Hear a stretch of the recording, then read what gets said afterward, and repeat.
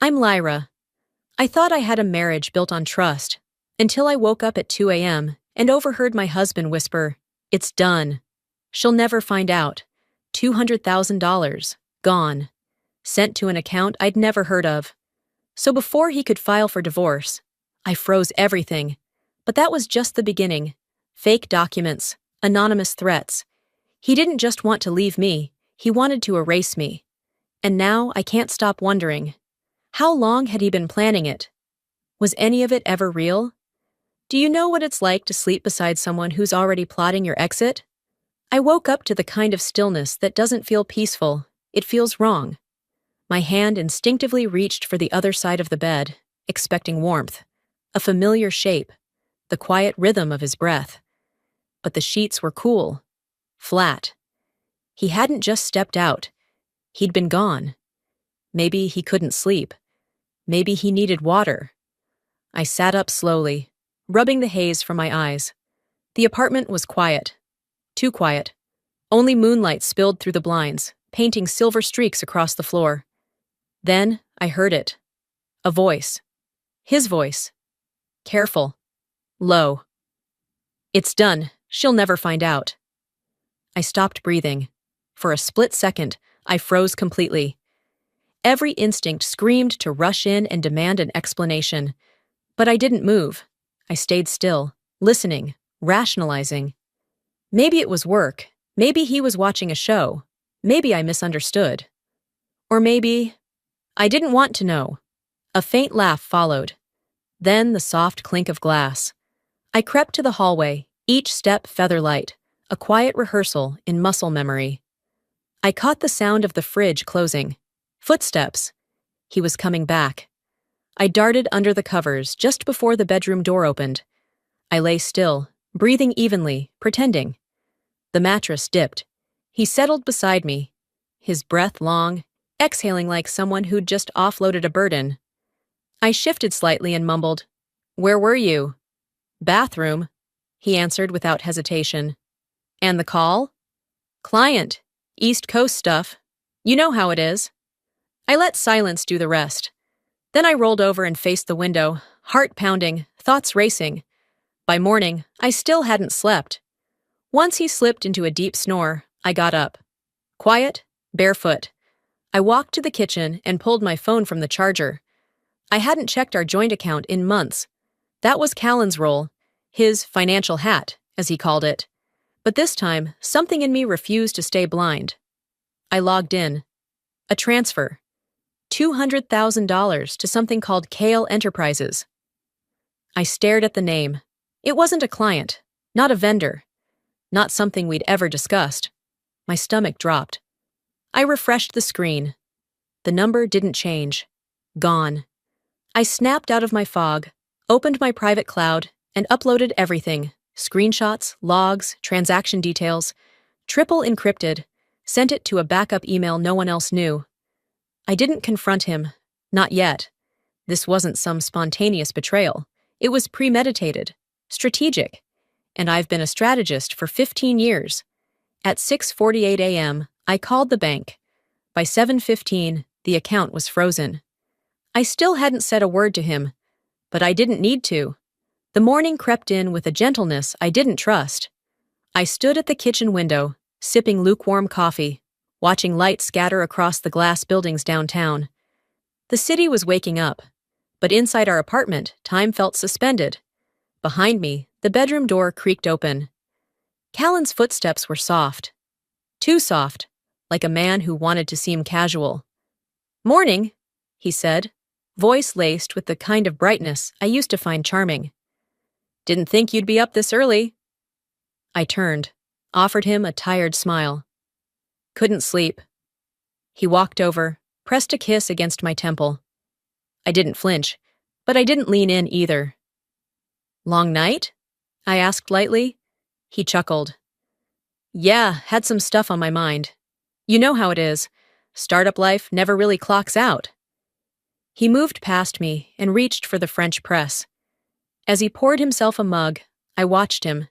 His hands steady, his body relaxed. He looked like someone without a care in the world. He took a sip, then glanced at me. Hey, I was thinking, maybe we should consolidate our emergency info. I arched a brow. What do you mean? He shrugged, casual. Just stuff like passwords, accounts, contacts. You know, in case anything ever happens to either of us. In case something happens, I repeated. He smiled, warm and easy. Don't look at me like that. It's just a smart thing to do. I mean, what if I got hit by a bus tomorrow? That was Callan's style. Wrap poison in honey. Wrap a threat in concern.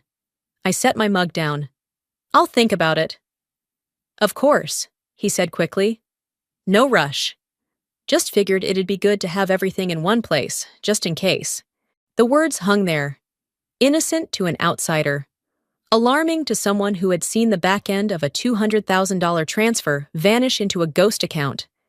He wandered into the living room, humming. I stayed rooted in place, head down. The manipulation wasn't loud. It was smooth, polished, and I'd fallen for it before. I sat on the edge of the couch, flipping through a stack of unread mail, and tucked among them was a blank form, subtle but deliberate, an asset declaration sheet. My name already filled in at the top.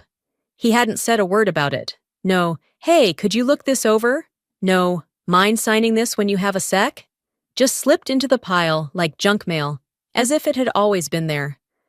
I picked it up, studied the lines meant to list every account I owned, every dollar, every property, every digital wallet. My jaw clenched. He was playing the long game, but he was sloppy. I folded the paper slowly, slid it back between the envelopes, and pushed them aside. He wouldn't catch me off guard twice. As I sat there pretending to scroll my phone, my mind drifted, back to last Thursday. The dinner he insisted we have with my mother. Just the three of us, he'd said. Haven't caught up with Era in a while. It had seemed innocent enough. I hadn't suspected a thing. But now, retracing every word, every pause, I saw it differently. He'd booked the place she loved, the little French bistro off Clark. He ordered her favorite wine, toasted to family and the future, said things like, Lyra and I are looking at long-term plans, real stability stuff. And I had smiled, played along. My mother had teared up halfway through her creme brulee. I'm so glad you two are still solid, she'd said. In today's world, real marriages are rare. Callan reached for my hand then, squeezing it just enough to make me believe he meant it. It wasn't love, it was theater. He was rehearsing the lines for an audience. Looking back, I realized he had never mentioned us in that dinner. It was always preparation, structure, legacy, words that belonged in trust documents, not toasts. I came back to the present just as he re-entered the room. Any plans for today? He asked, sipping coffee, casually scrolling through his phone. I have calls at 10, then I'll head into the office for a bit. He nodded. I might swing by the bank this afternoon, thinking of restructuring a few things on my end. I didn't respond. He was testing me, poking the wire to see if it sparked. He thought I'd walk right into it, confess that I'd frozen the account, that I was suspicious, that I was scared. But I wasn't scared anymore. I was quiet, and quiet women get underestimated. He dropped the last sip of coffee into the sink and disappeared down the hall to shower. I waited until the water started running, then pulled the document out of the mail pile and stared at it one more time. There was a time I would have signed this without blinking, trusted that whatever Callan put in front of me was safe. That time had passed. I tore the form in half, then again and again, until it was nothing but confetti in the trash can. You want to play games, Callan? You just sat across from your new opponent. 2 mornings later, I found the folder. It was tucked inside a stack of mail on the console table, angled just enough to catch my eye. Cream-colored, neat, labeled Taxes March. Nothing threatening at first glance. I carried it to the kitchen, sat down with a glass of water, and flipped it open. There were receipts, summaries, and then a document I'd seen before, but not like this. A property transfer agreement, and my name was typed on the signature line. I stared at it for a long moment. Not handwritten, not initialed, not signed in ink. Typed. Clean. like someone wanted to skip the messy step of actually asking me. I turned the page back and forth, scanning for details. The condo, the one in my name. A transfer of partial ownership, effective immediately. All it needed was a signature, and someone had faked mine. The pressure in my chest tightened like a vice. 2 weeks ago, Callan had asked me to sign a couple of forms while I was on a call. He stood beside me, waving a pen, smiling like it was nothing. I told him to leave them on the counter. I never signed.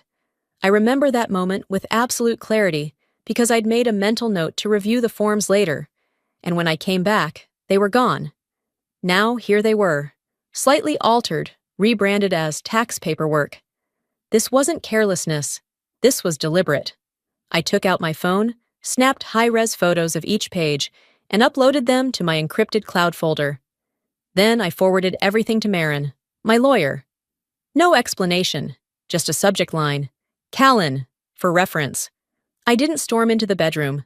I didn't throw the papers in his face. If you're going to war, you don't announce it from the front porch.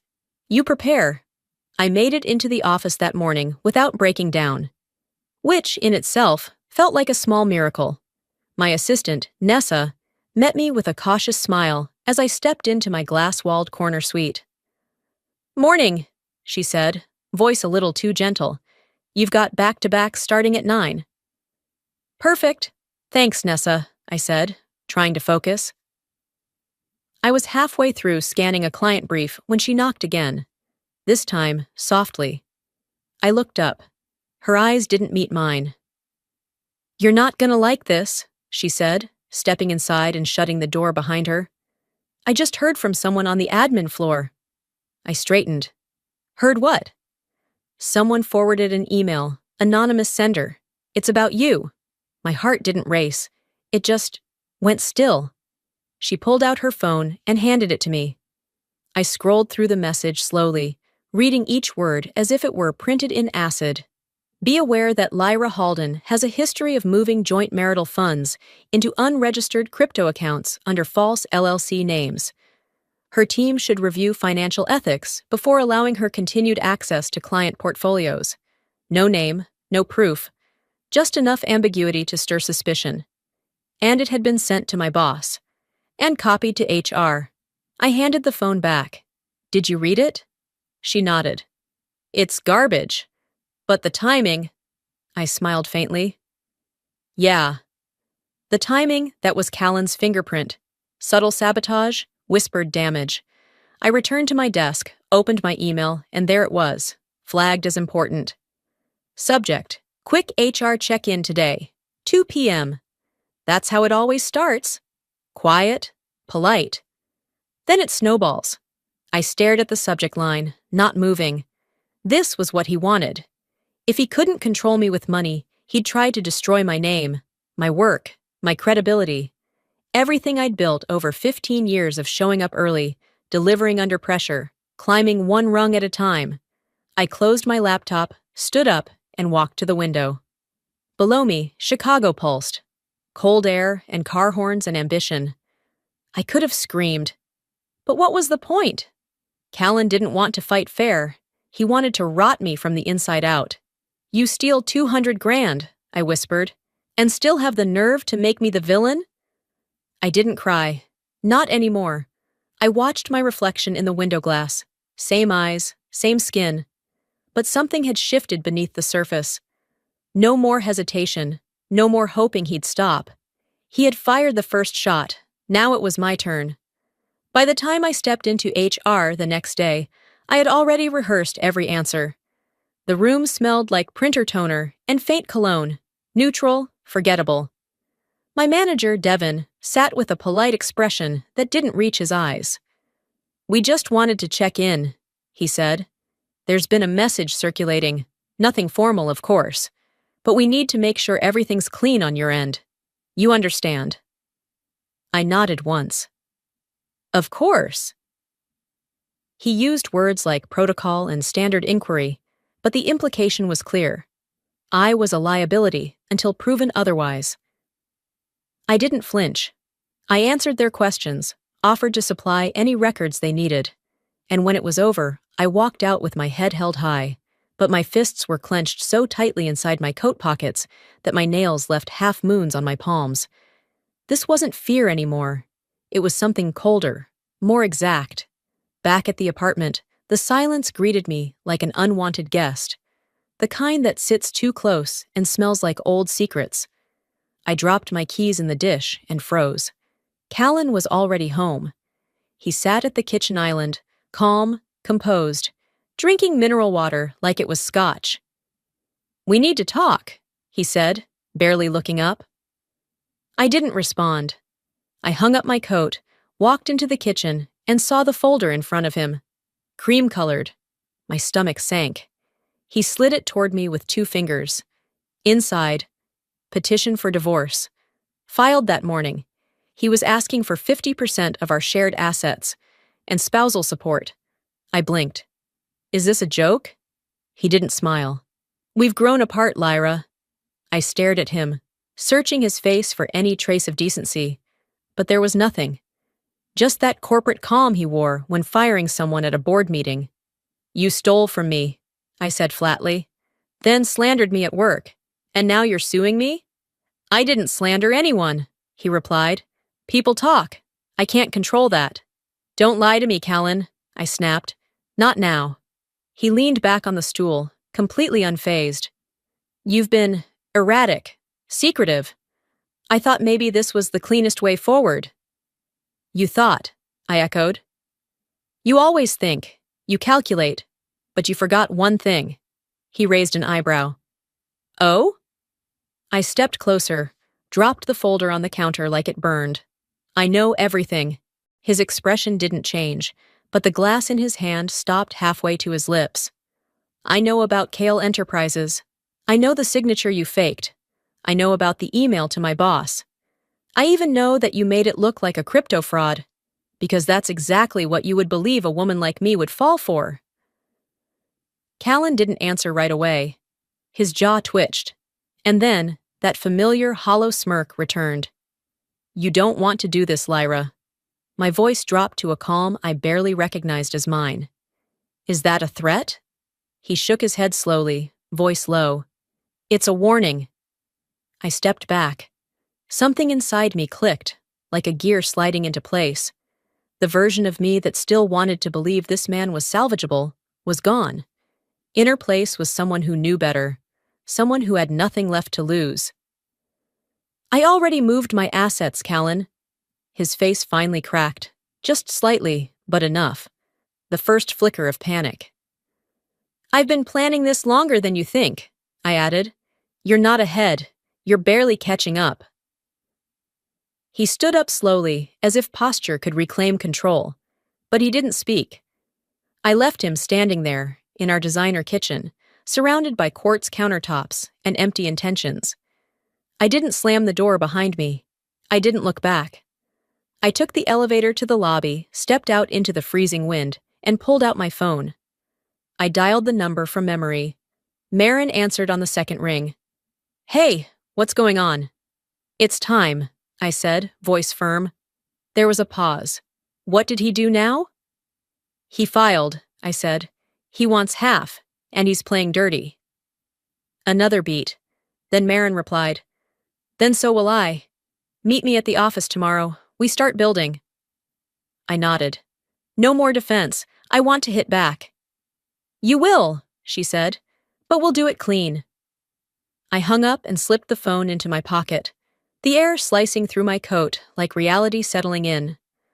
The woman who had once waited for Callan to apologize no longer existed. There would be no apology, only consequence. The next morning, I was in Marine's office before the sun had fully risen. She was already at her desk, sleeves rolled, coffee untouched. Papers were spread like battlefield maps. She didn't offer small talk. We didn't need it. "I've read through his petition," she said. "It's nonsense. He's banking on you folding before discovery." "I'm not folding," I said. "But I need to know where the money went. The $200,000 transfer, it's the key." She nodded, then leaned back. "Do you still have that contact? The analyst from Fairfax?" "Juno?" I paused. Yeah, she still owes me one. An hour later, I was dialing Juno Crest's number from Marin's office phone. She picked up on the second ring, voice sharp as ever. Didn't expect to hear from you again? I need a trace run. Clean, fast, quiet. That's how I operate, she said. Send me what you have.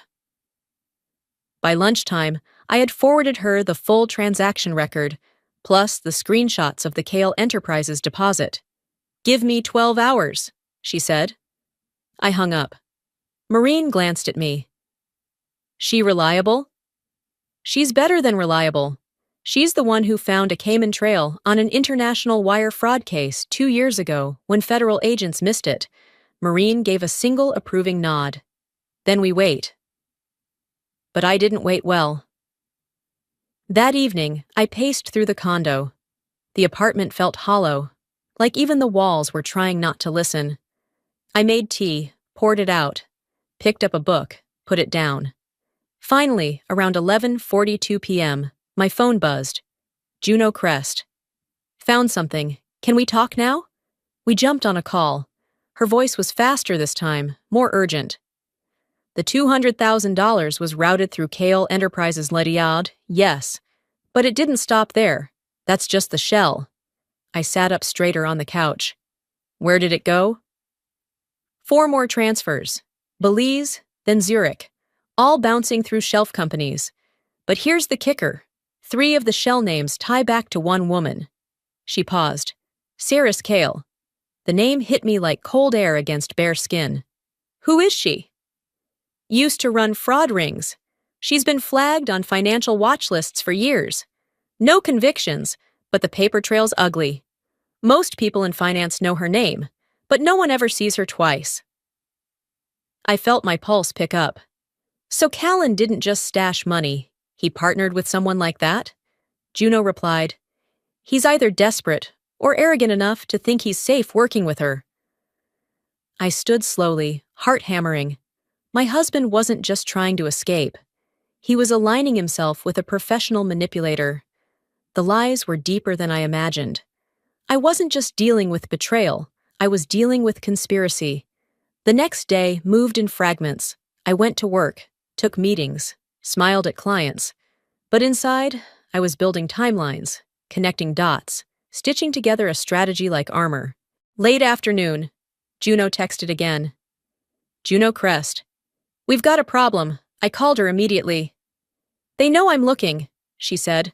I got an email this morning, anonymous legal notice. Said I was violating privacy statutes, and if I didn't cease, they'd file. My breath caught. Did they name you directly? Number, but they cited the exact transaction trail I accessed. Callan? I asked. Or Kale? Or someone watching their accounts? I gritted my teeth. I'll cover you. Legal protection. Maureen will draw the line if they push. Juno exhaled. I'm in, but this is bigger than I thought. So was I. This was no longer about defending myself. It wasn't just about freezing assets or disproving a rumor. They came for my money. Then my name. Now they were coming for my allies. Enough. I stood at the living room window, the Chicago skyline flickering like it was blinking through my rage. Callan thought I'd sit back while he buried me. He forgot who I was before I was his wife. They thought I'd fold? Number, I flipped the board. By the time I met Maureen again, the clouds over Chicago had thickened. Her office felt colder that morning, like it knew we were about to drop a bomb. She pushed a fresh stack of papers across the table. We're filing for fraudulent document use, attempted financial coercion, and reputational defamation, she said. The full package. I scanned the first few lines of the motion. Callan's name in bold, my own just below it. This isn't just self-defense anymore, I said quietly. No, Marin replied. Now it's war. At exactly 9:14 a.m., we filed the counter lawsuit electronically.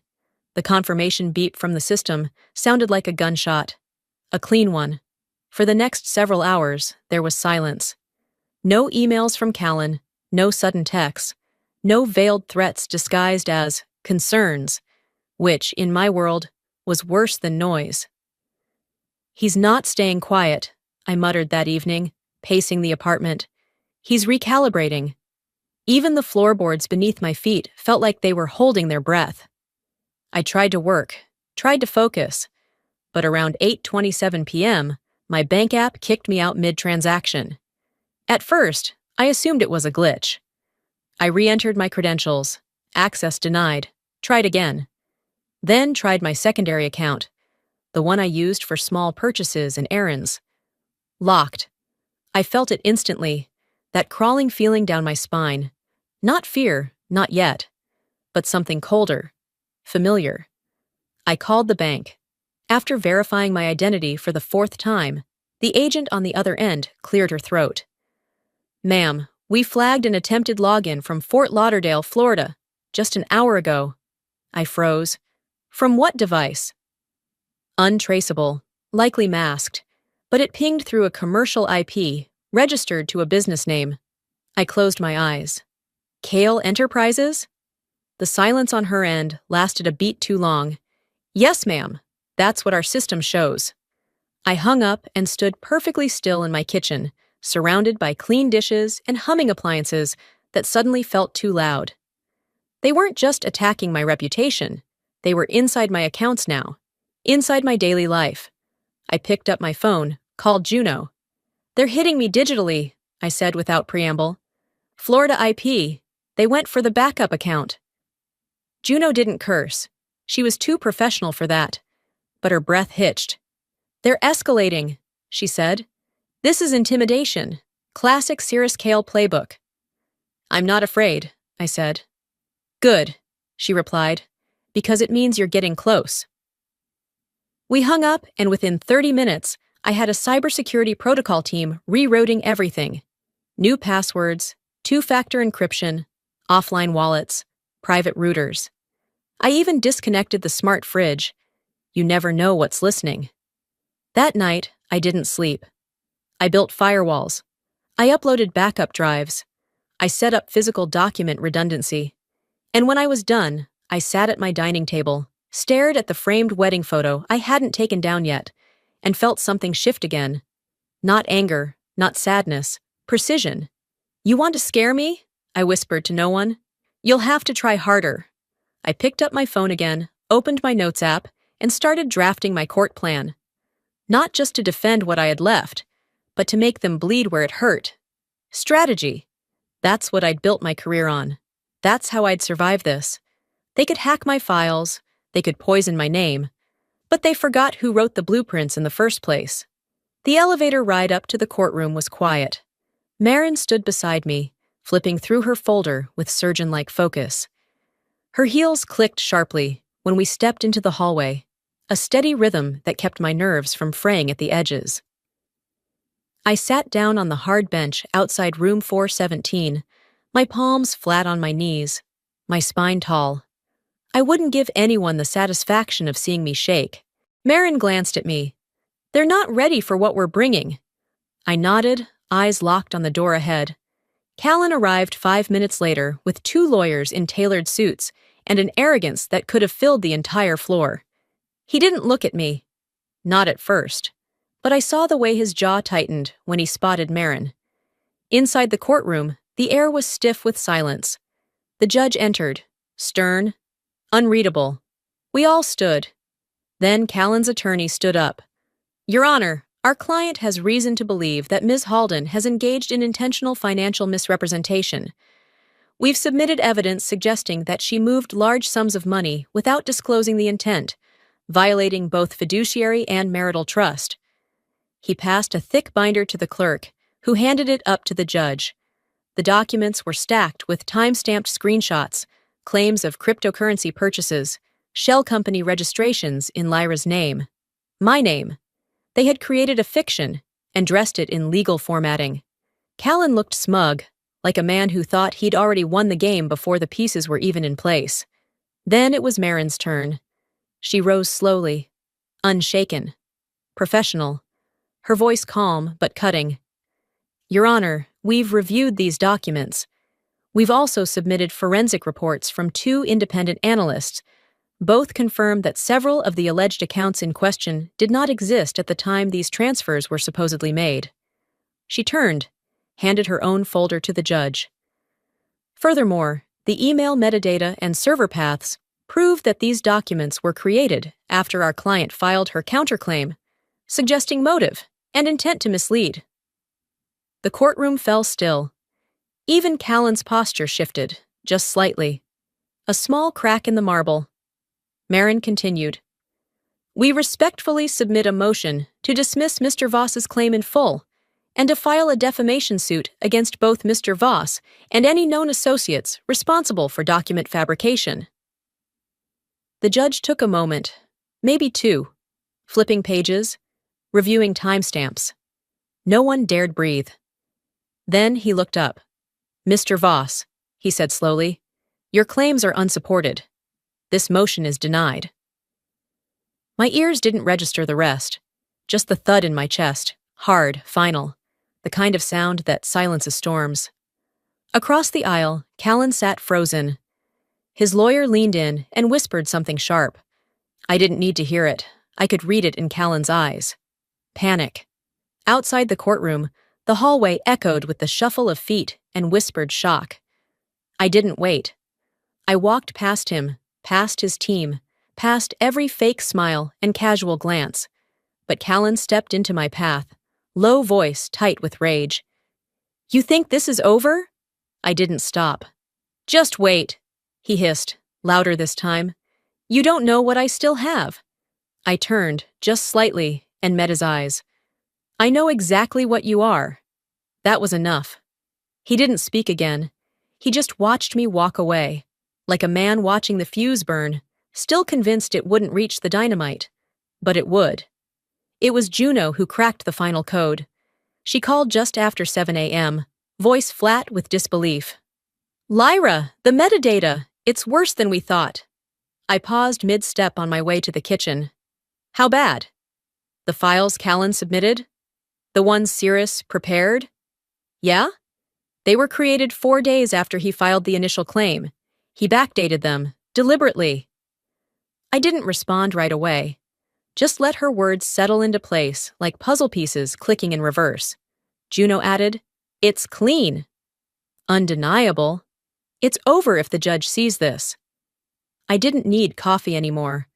By 8:30 a.m., I was sitting across from Maureen in her office, fingers curled tight around a fresh folder stamped with evidence. She glanced over the documents, lips pressed together. This is it. This ends it. The motion we filed that afternoon included everything: perjury, falsification of legal documents, conspiracy to defraud marital assets.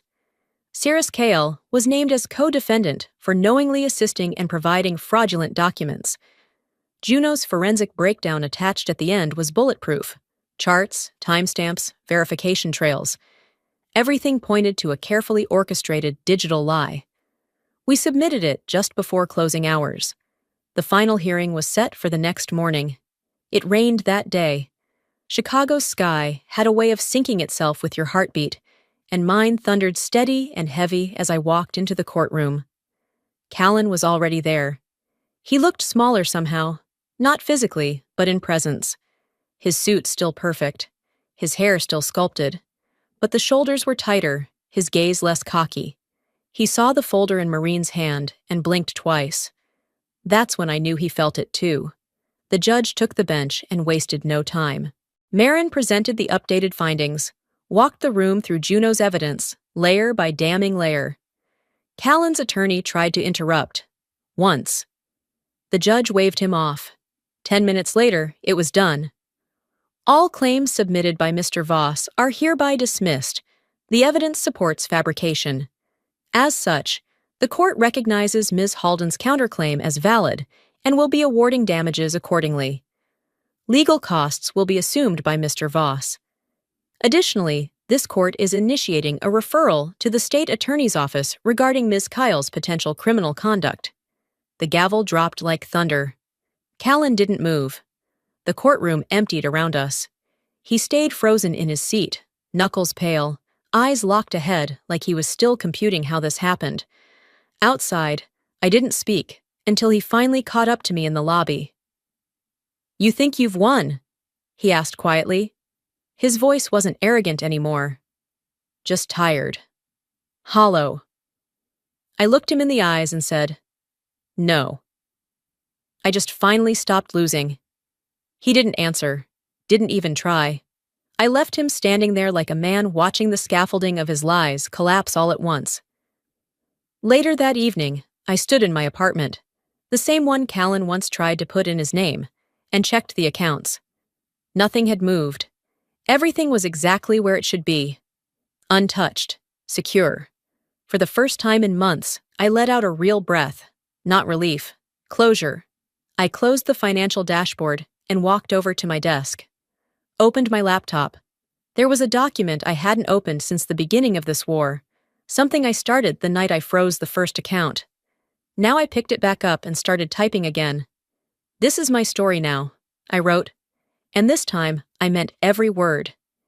It had been 3 weeks since the courtroom doors closed behind me for the last time.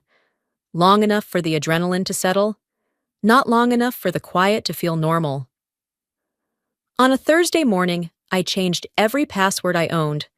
Personal, professional, financial. Every login that once felt routine now felt like reopening a wound. But I did it anyway. As I clicked confirm for the last account, a strange stillness followed. The war was over. The noise had stopped, but my mind hadn't quite caught up. I looked around my apartment, our apartment once, and realized how much of him still lingered. A photo tucked in a side drawer, a pair of cufflinks he never wore, still in their box by the entryway. That afternoon, I packed everything that felt shared or poisoned into a cardboard box and carried it downstairs to the building's donation bin. I didn't burn it. I didn't break it. I just let it go. It wasn't about anger anymore. It was about making room. Around sunset, my mom stopped by. Era brought lemon ginger tea, like she used to when I got sick in college. She sat quietly for a while before saying, "I'm sorry I didn't see it sooner." I shook my head. I didn't either, until I couldn't unsee it. She placed a hand over mine. "You didn't fail, Lyra. You trusted. And when it broke, you stood back up." I didn't reply. I just squeezed her hand and let her words settle in the quiet. After she left, I lit a candle in the kitchen. Not for scent, but for stillness. Then I checked my phone. A message from Juno blinked on the screen. "Got the offer?" I said yes. "You were right. I wasn't built to work in someone else's shadow." "Thank you," I smiled. Small but real. Minutes later, Marin called to confirm the paperwork was officially closed. "Funds released. Case sealed. No more hearings." Her voice was crisp with finality. I thanked her, then paused before hanging up. "Marin." "Yeah?" "Did I win?" There was a pause, then her reply. "You didn't just win, Lyra. You rewrote the rules." I sat in silence after that, and for the first time, it wasn't heavy. That weekend, I walked through Grant Park alone. The trees were just beginning to turn, leaves edged in orange, the air sharper than it had been just a week ago. I sat on a bench across from the fountain and watched a couple pass by, holding hands. They laughed at something I couldn't hear. Part of me felt hollow watching them. Another part felt relieved. Because I knew now, survival isn't about dodging the pain. It's about standing inside it until it teaches you something. I don't forgive Callan. I probably never will. But I forgave myself for staying too long, for hoping too hard, for handing over too much. Closure doesn't come in courtrooms. It comes in quiet and in choice. Later that night, I climbed up to my rooftop terrace. The city hummed below me, endless windows, blurred traffic, glowing signs promising everything and nothing. I opened my laptop. There it was, the file I'd named Exit Strategy. Funny how it had become something else entirely. I added one last paragraph. "You are not what they did to you. You are what you do next." Then I hit save. The screen faded to black as I closed the lid. No music played, No dramatic thunder in the distance, just the soft breeze against my skin, the sound of my own breath. Still, alive, and finally, free. Before I go, let me leave you with this. I used to think strength meant staying silent, holding things together, keeping peace even when I was breaking inside. But strength, real strength, is walking away from what was never safe to begin with. If you're watching this and you've ever been lied to, used, silenced, or made to question your own worth, I see you. You're not alone. And more importantly, you're not broken. You are not your past. You are your next decision. You get to rebuild. You get to set the rules. And you don't owe anyone an explanation for choosing peace over performance. For me, the most powerful move wasn't revenge. It was reclaiming my voice. So let me ask you, what would you do if you stopped waiting for someone to change and started becoming who you were always meant to be? Let's talk about it. Drop a comment below and tell me, have you ever had to walk away from something that nearly cost you? Or maybe you're still in it and just needed a sign. Maybe this is it. If this story touched you, even just a little, type 1 in the comments, or let me know what city you're watching from. If you didn't like it, that's okay too. Tell me why. Tell me what you'd do differently. This is a space for honest stories and stronger hearts.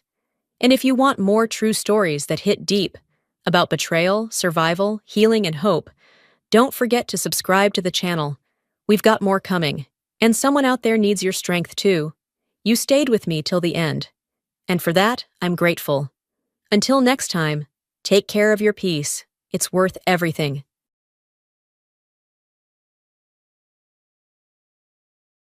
Standing on the veranda of the seaside villa, I held my phone tightly. The screen lit up with the word Dad. Anger boiled inside me. "You went ahead and did whatever you wanted, didn't you?"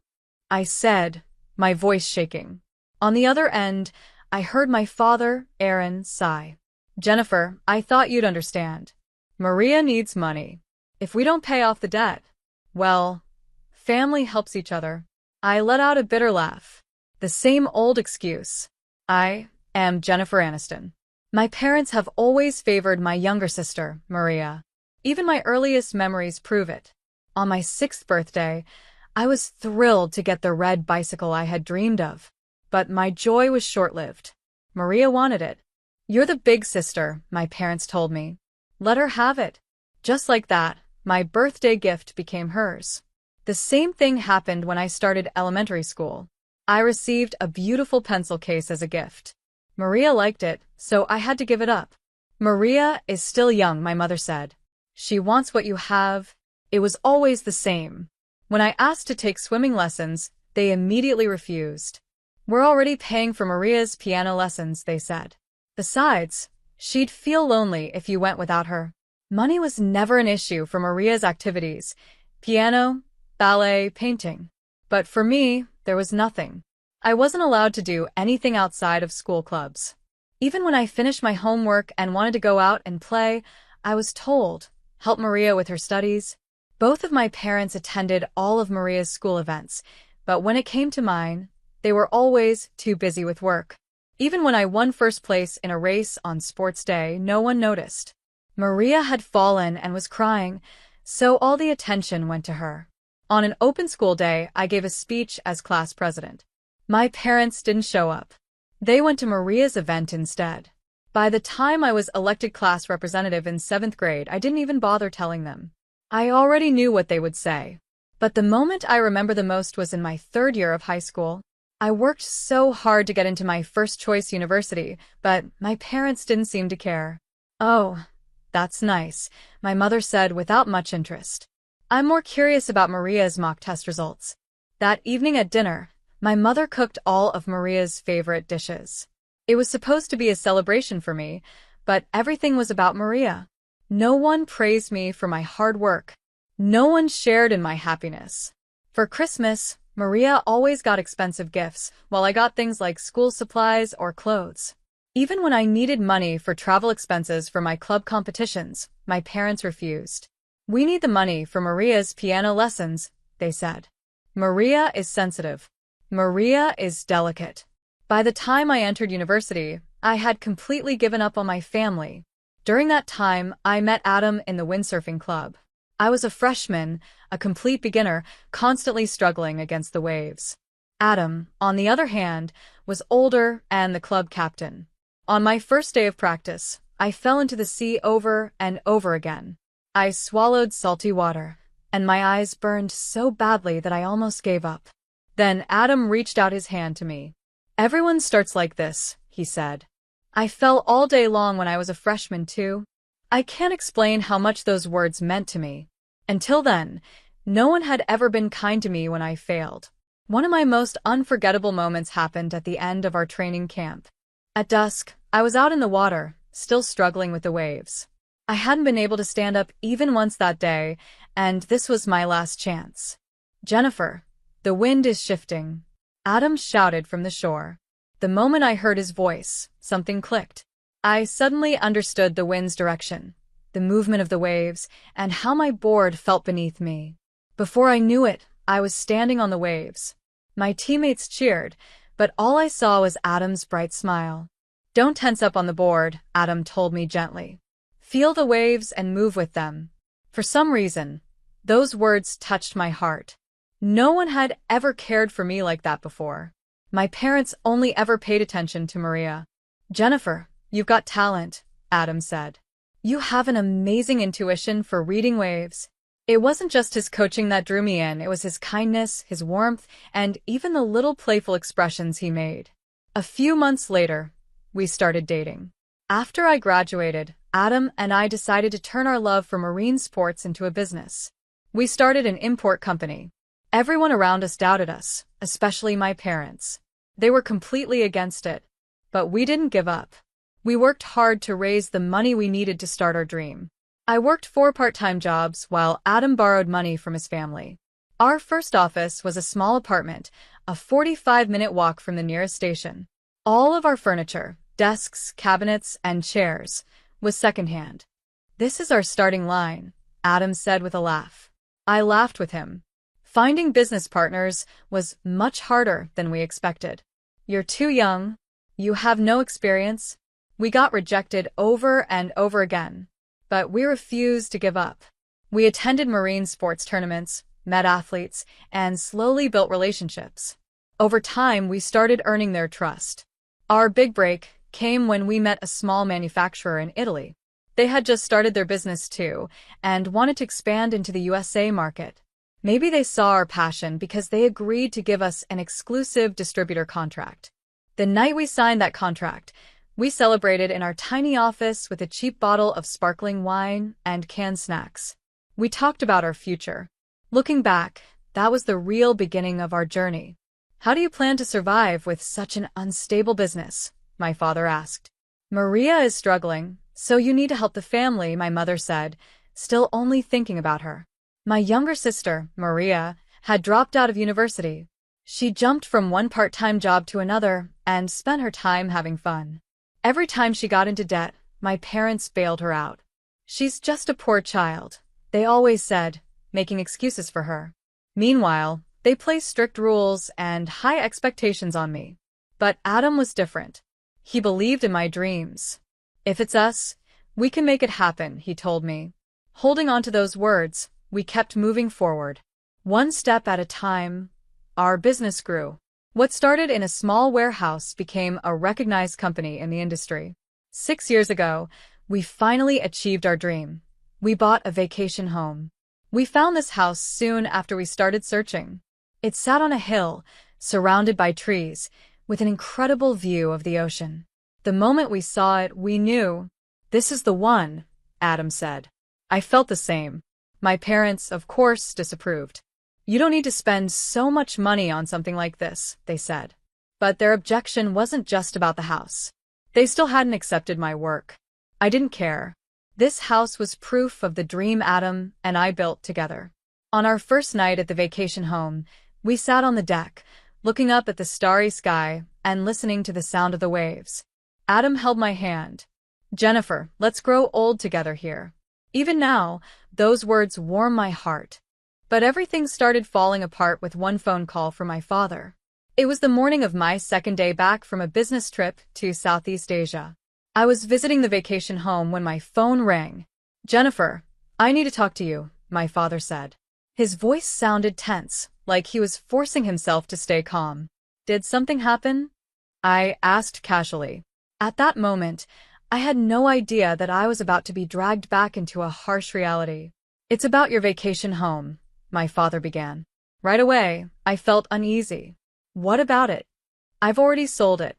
The ownership transfer will happen next month." For a moment, I couldn't process his words. "Sold? Transfer? Our precious vacation home? What are you talking about?" My voice shook. "Maria is in trouble," he said. "She made a bad investment and now owes $400,000. His tone sounded like an excuse. "And what does that have to do with our vacation home?" My chest burned with anger. "Jennifer, I thought you'd understand. Maria needs money. If we don't help, the debt collectors. You went ahead and did whatever you wanted, didn't you?"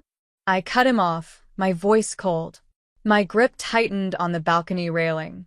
"You barely even used the vacation home," my father argued. "Maria's life is at stake. Is a house you rarely visit more important than your sister's?" "That's Maria's problem," I said, trying to keep my voice steady. "How did you even manage to sell it without our consent?" There was a short silence.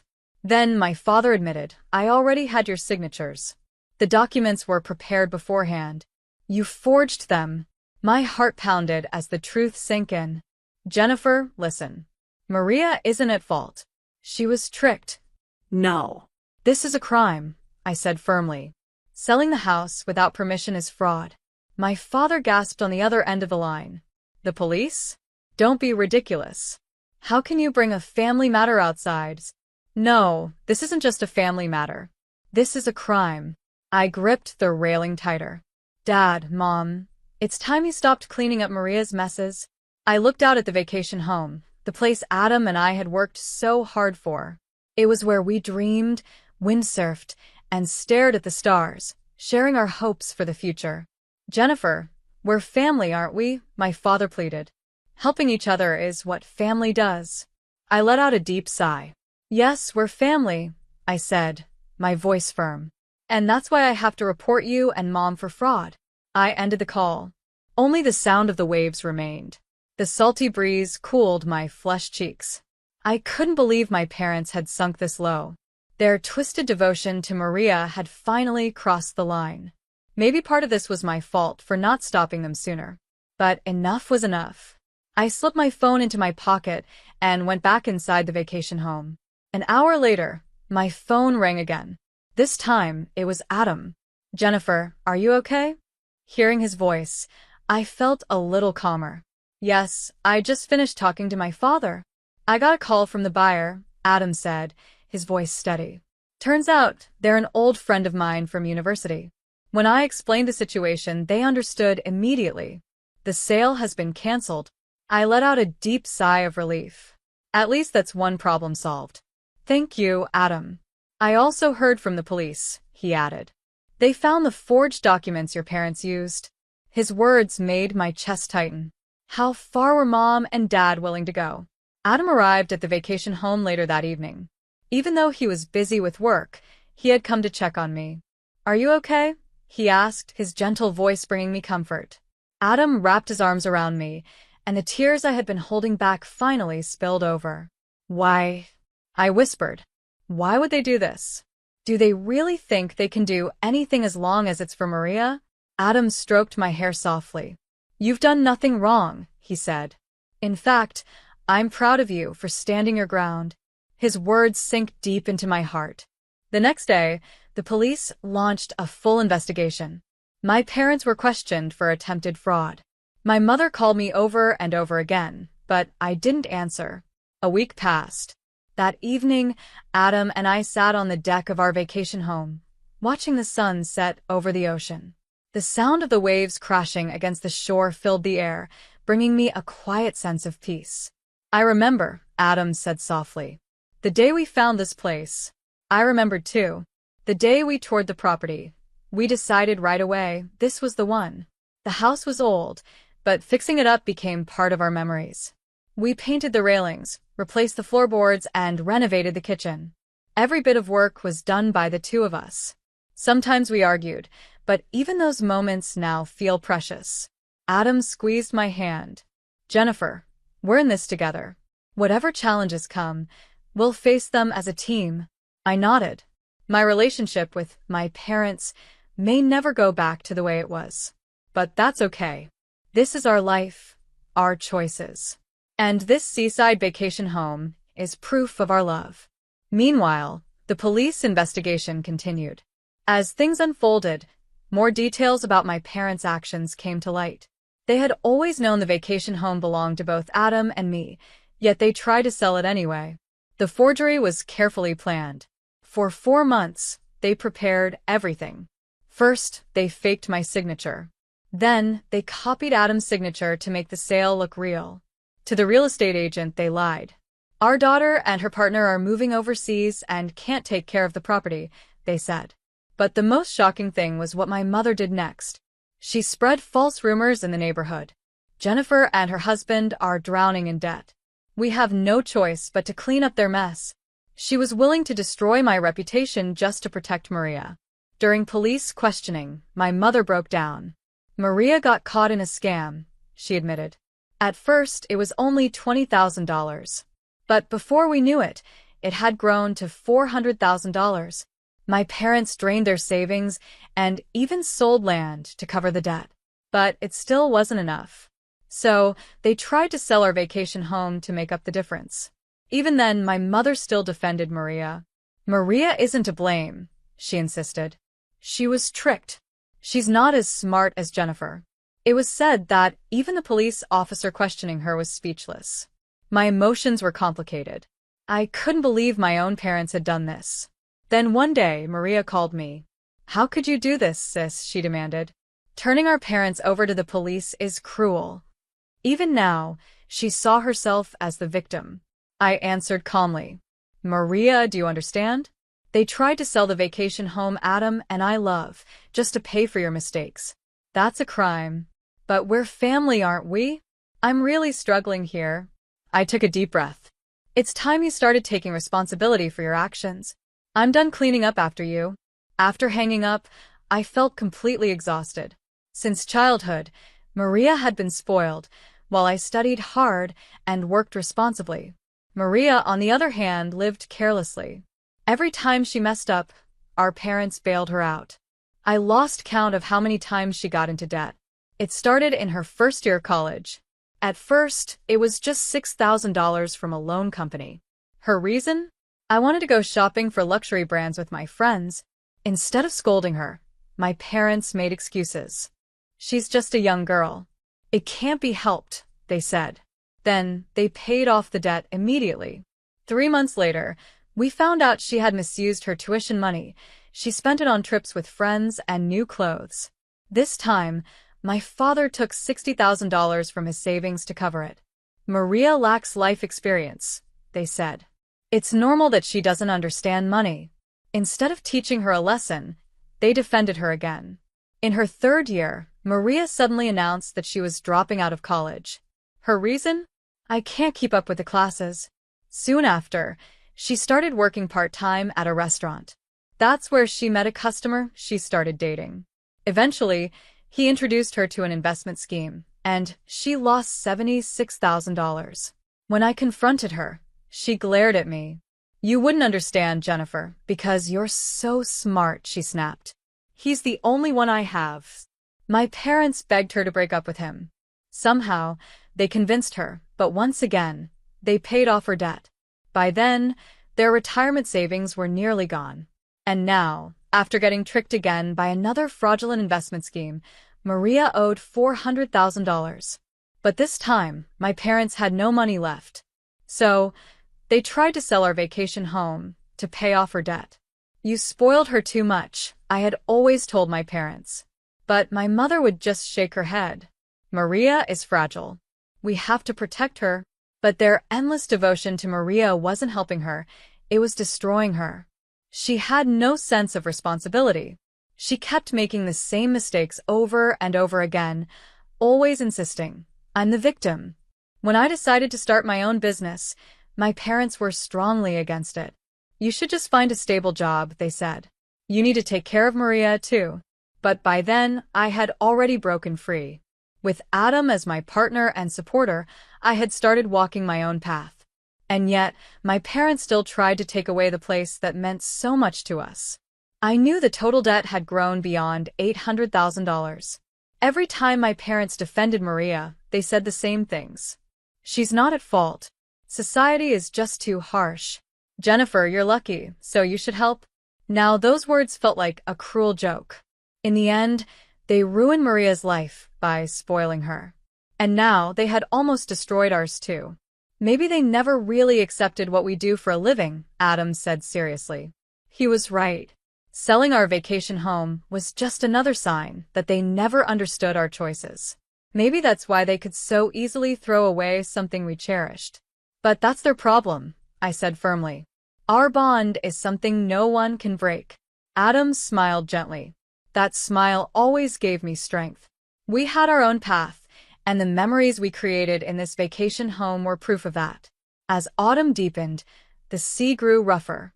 Adam and I sat close together on the deck, watching the sunset over the ocean. My relationship with my parents and Maria would never go back to how it was. But that was my choice. When winter arrived, so did the final report from the police.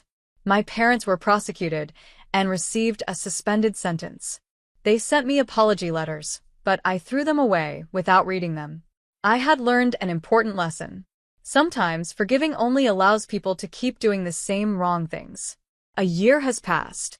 According to a neighbor who spoke to one of my mother's friends, my parents are still struggling to repay their debts. After the fraudulent sale of the vacation home was exposed, my father had to resign from his job. My mother now juggles 4 part-time jobs. Early mornings in a warehouse. Day shifts packing food at a factory. Night shifts at an 18-hour supermarket. One day, I overheard a housewife gossiping near the supermarket register where my mother worked. The Anistons are having a tough time. She's lost so much weight. Their family home had already been sold, and now my parents and Maria lived in a tiny apartment on the outskirts of town. Their retirement savings were gone. They had even borrowed more money to pay off Maria's debts. Relatives started calling me. Jennifer, can't you help your parents? Every time I gave the same answer. They have to solve their problems on their own. Maria hadn't changed. She met a man at a nightclub and was now talking about another investment scheme. This time it's foolproof, she said. I'm definitely going to make money. When my parents tried to stop her, Maria lashed out. I'm struggling, and you're acting so cold-hearted, just like Jennifer. Maria cried. Just help me. But my parents couldn't support her anymore. They were barely managing to make their monthly payments. My father had taken a night security job, working every weekend without a break. My mother spent her days searching supermarkets for discounted food. She can't afford to be picky, the neighbors said. One night, someone saw her crying alone by the roadside.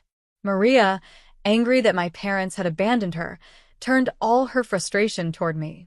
This is all your fault, sis, she screamed. Reporting them to the police ruined everything.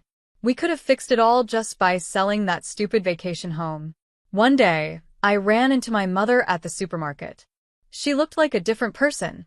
Her hair had turned white, and her back was hunched. When she saw me, she quickly turned away and walked off. Her shopping basket was filled with soon-to-expire, discounted food. Meanwhile, my father collapsed during his late-night shift.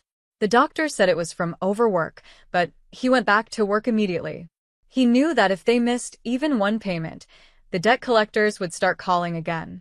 At the end of the year, I received an email from Maria. Jennifer, lend me $100,000. I promise I can turn everything around. She had maxed out her loans. Her credit cards were blocked. She had no one left to borrow from, not friends, not acquaintances. Now she had come to me for help. I didn't reply. Instead, I sent my parents information on debt relief and counseling services.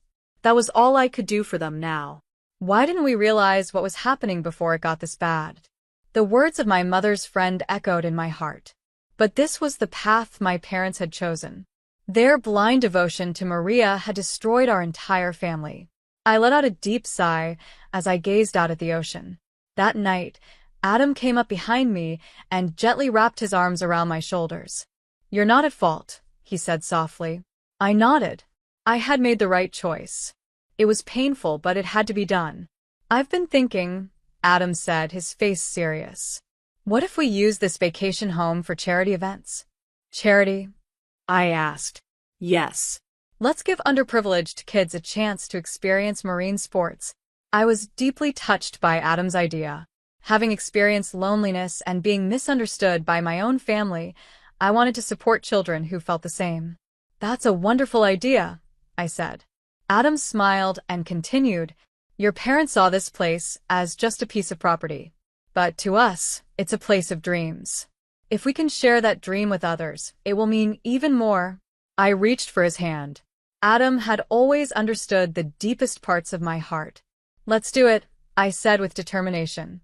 We changed into our wetsuits and headed for the ocean. As I rode the waves, I felt pure happiness. Yes, my relationship with my biological family was gone. But I had chosen my own path, and that choice was not a mistake. Listening to the sound of the waves, Adam and I looked toward the future. This vacation home would continue to hold our dreams, and now it would also become a place of hope for others pursuing their own dreams.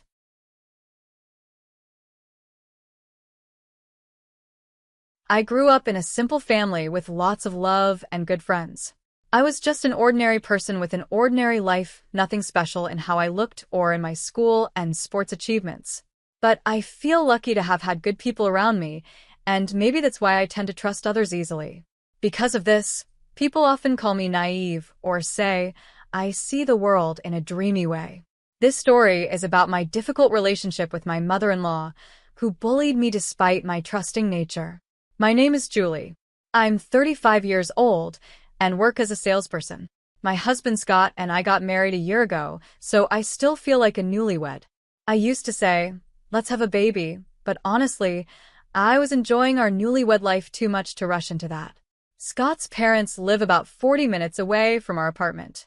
His mom, Olivia, often invited us over for dinner, and we'd have a family meal together once a month. Some of my friends worried that visiting the in-laws that often might be too much, but I didn't mind. Scott's dad, Samuel, was great to talk to, and Olivia was sweet. She preferred to work alone in the kitchen, so I was always treated like a guest. I would happily chat with Scott and Samuel until dinner was ready, which was easier than cooking at home. However, one thing started to bother me. One evening, we were at the in-laws' house for dinner again. When I tasted the chicken soup Olivia made, I couldn't help but react. "What's wrong, Julie?" Scott asked, noticing my expression. I've never had celery in chicken soup before," I replied. "It's interesting, but it's delicious, Olivia." "Is it? Thank you, there's plenty more," Olivia said. "Oh, great," I responded, trying to hide my discomfort. I struggled to smile back at Olivia, who looked so happy. Another bowl of this soup would definitely raise my blood pressure. It was that salty. I glanced at Scott and Samuel, but they seemed to enjoy it. This must be the normal taste of home cooking for them. So, that day, I accepted it and forced myself to finish the soup, even though it was packed with so much sodium it could dissolve anything. It seems my in-laws like very strong flavors. Olivia's cooking was sometimes as salty as seawater and other times as sweet as condensed milk. The first time I tried it, I almost spit it out, but the rest of the family ate it like it was any other meal. I was shocked by their taste preferences. I felt bad leaving food uneaten, so I usually finished it, but it was too much for my stomach and I often felt sick afterward. I started to worry about the impact of eating such intensely flavored food on their health. I even talked to a friend who's a nutritionist and started collecting recipes and pamphlets. But as a new daughter-in-law, I couldn't exactly say, "Your cooking is too strong. Please change the recipes." My own cooking was seasoned exactly according to the recipes, and I thought Scott would like it. I used to ask him all the time, "Is it good?" And he would always reply sweetly, "Whatever you cook is delicious." But I couldn't help but doubt if he was being honest, especially if he grew up eating such strong flavors. Still, I prioritized our health and continued cooking with normal seasonings. There was one more thing that worried me. Olivia sometimes served salad or bread that was dry and hard. Occasionally, she'd serve partially rotten fruit for dessert. I would quietly remove the bad parts, but I was concerned that my in-laws might get food poisoning sooner or later. One day, Olivia offered me some cookies as a snack. They had expired 5 months ago. Scott noticed and said, "Mom, these cookies are expired." Olivia replied, "Oh no, I'm so careless," and laughed it off. I was relieved at first, but then I was alarmed when I found the same box of expired cookies mixed into the snack bag she gave me on our next visit. This reminded me of symptoms I'd seen before when my grandma developed dementia. But Olivia is still in her 60s. Could she really be showing signs of dementia? I wasn't sure what to do. I wanted to talk to Scott about Olivia's overly salty food and the possibility that she might be showing signs of dementia, but I was too scared it might be too much for him. Then one day, something amazing happened. I found out I was pregnant. "I'm finally going to be a dad. Is it a boy or a girl?" Scott would ask, rubbing my belly every day with excitement. "When should we tell our parents? Should we wait until the end of the first trimester?" Scott asked. "Well, the doctor has confirmed the heartbeat, but I want to wait until after the 7 weeks checkup to tell them. That way, they'll know everything's okay and they can help if anything happens," I replied. "I guess we'll just have to wait and see. I can't wait to tell everyone." "I think my mom's going to cry when she hears the news," Scott said. "You're right," I said, imagining Olivia congratulating me with tears in her eyes. It made me feel warm inside. I was so excited about the pregnancy that I forgot about everything else. But the following weekend, when I saw Olivia's chicken soup on the table, I realized there was a big problem. If I ate her overly seasoned food, it might affect my baby. The pregnancy books I'd been reading said that high blood pressure and diabetes could affect pregnancy and childbirth. Stale bread and expired foods might not hurt me, but they could harm my baby. The thought made me anxious, and I couldn't start eating. "Oh no, Julie, you haven't eaten at all. I hope it wasn't too bad for your taste," Olivia said, noticing my untouched plate and frowning. "No, it's not that," I stammered. Scott, thinking it was morning sickness, quickly jumped in to save me. "She's just tired and doesn't have much of an appetite," he said. "I see. Are you working too hard, Julie? Don't push yourself too much," Samuel added kindly, though Olivia's face stayed serious. I felt guilty for leaving the food and lying to them.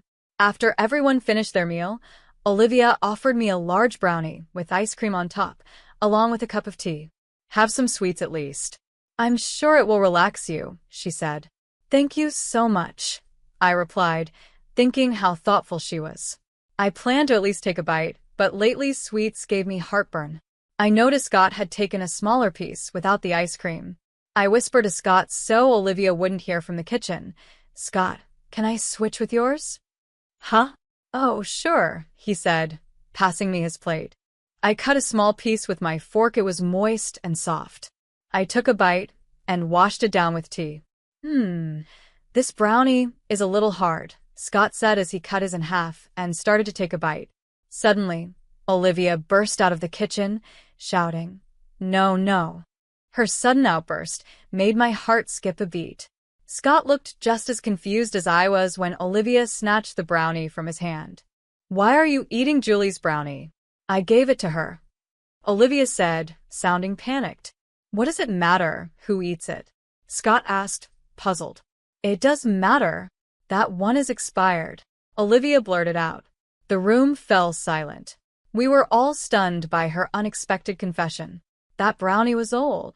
I asked, confused. I didn't notice because the ice cream was melting on top. My words didn't calm the situation. Instead, they made it clear that Olivia had deliberately tried to hide the fact that the brownie was stale by adding ice cream. "Isn't that right, Mom?" Scott asked Olivia, his voice calm but full of restrained anger. Olivia quickly tried to backtrack. "No, no, that's not it. It's old, but it's big and still tasty, so I wanted Julie to have it." "Then why did you stop me so forcefully from eating it? You gave it to Julie even though you knew it wasn't safe," Scott pressed. No way, I whispered as a chill ran down my spine. I started to realize what was happening. You've been giving me stale food and expired snacks on purpose, haven't you? I asked, my voice trembling. What's going on, honey? Samuel asked, glaring at Olivia. It wasn't on purpose. Olivia insisted, panic in her voice. I just had some leftovers and didn't want to waste them, so I gave them to Julie. That's exactly what on purpose means, Scott said coldly. I can't think of any good reason to make someone else eat bad food that you don't want. But she's not really family, Olivia blurted out. She's an outsider, so why not give her the old food, right? You join my family too, but you've never been treated like that, Scott shot back. Olivia started banging on the table in a panic. As I watched her, my heart sank. The Olivia I had loved so much seemed like a different person now. I was deeply disappointed and couldn't help but wonder if everything I believed about her being kind and nice was just an illusion. I felt even more disgusted now that I knew I had been betrayed. Olivia looked like a distressed demon, trying to make excuses. But something else was bothering me. Was all this just harmless? Or did you make all the food taste so strong on purpose? I asked. What? No, of course not. Olivia stammered. Samuel and Scott were shocked, their expressions tense. Olivia's face showed she knew she was caught. Scott grabbed my bowl of chicken soup. Don't, Scott! Olivia cried out, but Scott ignored her. He took a spoonful, then immediately spit it out. It's like seawater. Scott exclaimed. Samuel tried some from the side I hadn't touched and scolded. Julie, have you been eating this kind of food all along? Yes, I thought this was just how it tasted here since you and Scott ate it too, I replied. That's because ours was normal. I see, so that's what happened, Scott said, realizing what had been going on. His shoulders slumped as if all the strength had left him. How could you not realize? Was it more than just bad flavor? She's even given you expired snacks. Scott asked, worried. I thought she might have dementia, I admitted. Olivia's mouth twitched. For her, hearing that the daughter-in-law she hated so much actually thought she might have dementia and even felt sorry for her was a huge insult. Scott tried to comfort me, saying, You're so sweet, putting up with her because you thought she was sick. Then he turned to his mother. But you, Mom, I don't even want to think that you were bullying such a kind-hearted girl who trusted you. Samuel added, I never imagined Olivia could do something like this. That's why I talked to so many people about it. I was worried about Olivia's health, thinking her taste buds were off, or that she might have dementia, even though she's only in her 60s. You talked to many people? Olivia's expression quickly changed, realizing her actions had been exposed. Yes, my parents, my friends, people at work, they were all helpful. They gave me tips and pamphlets, I said, pulling them out of my bag and piling them on the table. I had been carrying them around, intending to talk to Samuel and Scott someday, but I never thought it would come in handy like this. Wow, you are really concerned about her, Samuel said, unfolding a pamphlet, clearly moved by my efforts. Olivia, on the other hand, was furious. You're terrible. I'm not sick. Olivia yelled. No, you're the one who's terrible. Scott shot back. Unlike you. She has a pure heart and was genuinely worried about you. Shut up. Shut up. Olivia screamed, her anger boiling over. I never liked her from the beginning. She pointed at me, her eyes filled with rage. My beloved son was taken away by a stupid woman like her. He didn't even notice my harassment. Who's the dumb one now? I wished for a beautiful and successful woman who would make me proud to be seen with in public. You're a fool not to see what an amazing woman Scott married. You've been blind to her true worth. What? Olivia stammered, unable to believe what she was hearing. In front of me, my in-laws were having a heated argument. It was clear now Olivia had always hated me, and even though I understood it logically, it still hurt to realize that someone I trusted had betrayed me. Later that night, as we lay in bed, Scott whispered, Why didn't you tell me before we got married? If I had known, I would have. Olivia's face lit up with hope, thinking Scott was on her side. I knew it, he's on my side, she thought. But Scott continued, If I had known, I would have cut ties. Ignoring Olivia's crushed expression, Scott held me tightly. I'm sorry, Julie. I didn't realize how much you were going through. I'm sorry too, I replied. I didn't see her true intentions. Olivia's eyes twitched. She never expected to hear such words from me, someone she had always looked down on. Scott looked at me and said, I married you because you're so pure. Don't worry, we'll never come here again. Wait, Olivia cried out. You can't do that. I'm your mother. I'll never let you keep my grandchild from me. Grandchild? Olivia finally noticed my belly. If she had paid attention earlier, maybe things would have been different. But she was too busy with her schemes. Let's go, Julie, Scott said, offering his hand. Yeah, I replied, taking his hand and standing up slowly. Wait, I'm sorry, Olivia pleaded, trying to grab Scott's arm. But Scott brushed her off. I'm not the one you should be apologizing to, he said firmly. Olivia looked at me, her eyes full of resentment. I didn't want to forgive someone who clearly harbored ill feelings toward me. Before she could say anything, I spoke. I trusted you, and you betrayed me. I can never trust you again. I won't let someone like you be around my precious child. Goodbye. No, Olivia cried, collapsing in anguish. We left without looking back, with Samuel watching us, knowing we would never return. It's sad to say, but if Olivia had valued our relationship, she could have enjoyed a happy life as a grandmother, surrounded by her grandchildren. What a fool she was. Later, when I told my parents and friends who had supported me, they said, You finally realized. They were either shocked or relieved because, apparently, everyone but me knew I was being mistreated. They didn't tell me because they knew I was genuinely worried about Olivia. At least they listened and collected pamphlets to help me when I finally saw the truth. I felt so ashamed and embarrassed that my face turned red. But, thanks to all the materials and support everyone gave me, I was able to show how seriously concerned I had been.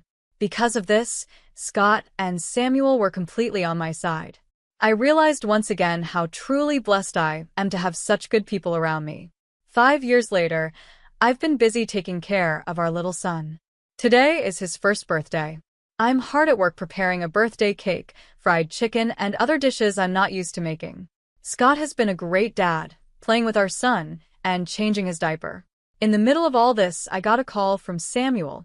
He was invited to the birthday party, so I picked up the phone without hesitation, thinking he might have a question. Hello. Julie, a familiar voice said sweetly, trying to gauge my mood. It wasn't Samuel. Even after 5 years, I knew it was Olivia. After we cut ties, we moved to a new place far away from her and only told Samuel where we were. I also blocked Olivia's phone number and had my number erased from her phone. Thanks to Scott and Samuel protecting me, she couldn't visit me at the hospital when I gave birth, and I've been able to live a peaceful life since then. Now, just hearing her voice gives me goosebumps. Where's Samuel? I asked. He's in the bathroom right now, she replied. Hey, isn't it my grandson's birthday today? I don't think Samuel told her, but she might have noticed him preparing a gift. Scott noticed something was wrong from my tone of voice. He gestured to take over the phone with a worried look, but I gave him a thumbs up and continued the call.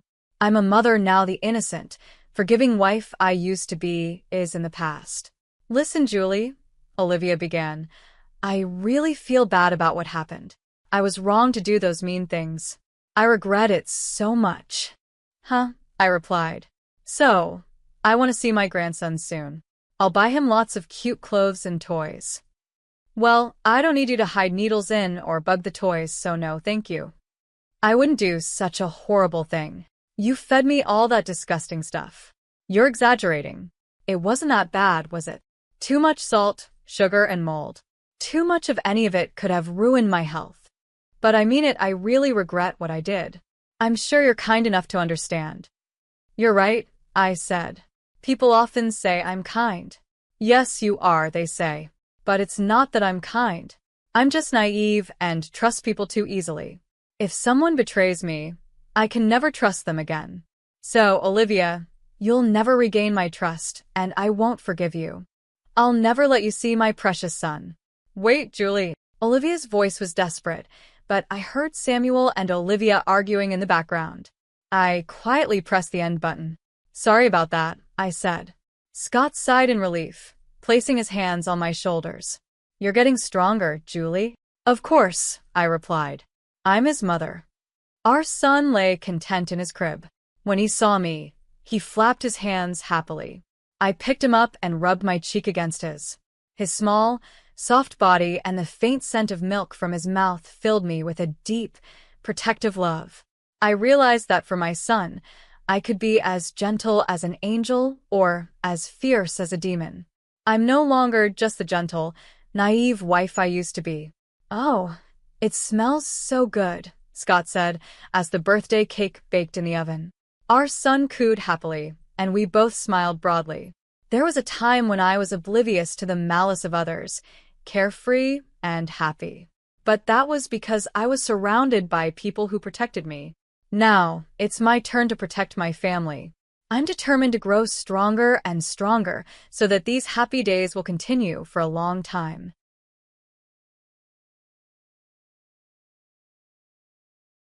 You're fine going to the hospital alone, right? His words stung, and in my mind, I thought, if only I could send you straight to hell for saying that. My name is Leah, and I'm 9 months pregnant. It's my first time having a baby, and while I'm full of nerves, I also feel incredibly blessed to be welcoming a new life into our family. My husband, Maxime, works an office job and has weekends off, but he doesn't help much at home or with shopping. Instead, he spends almost every weekend at his parents' house.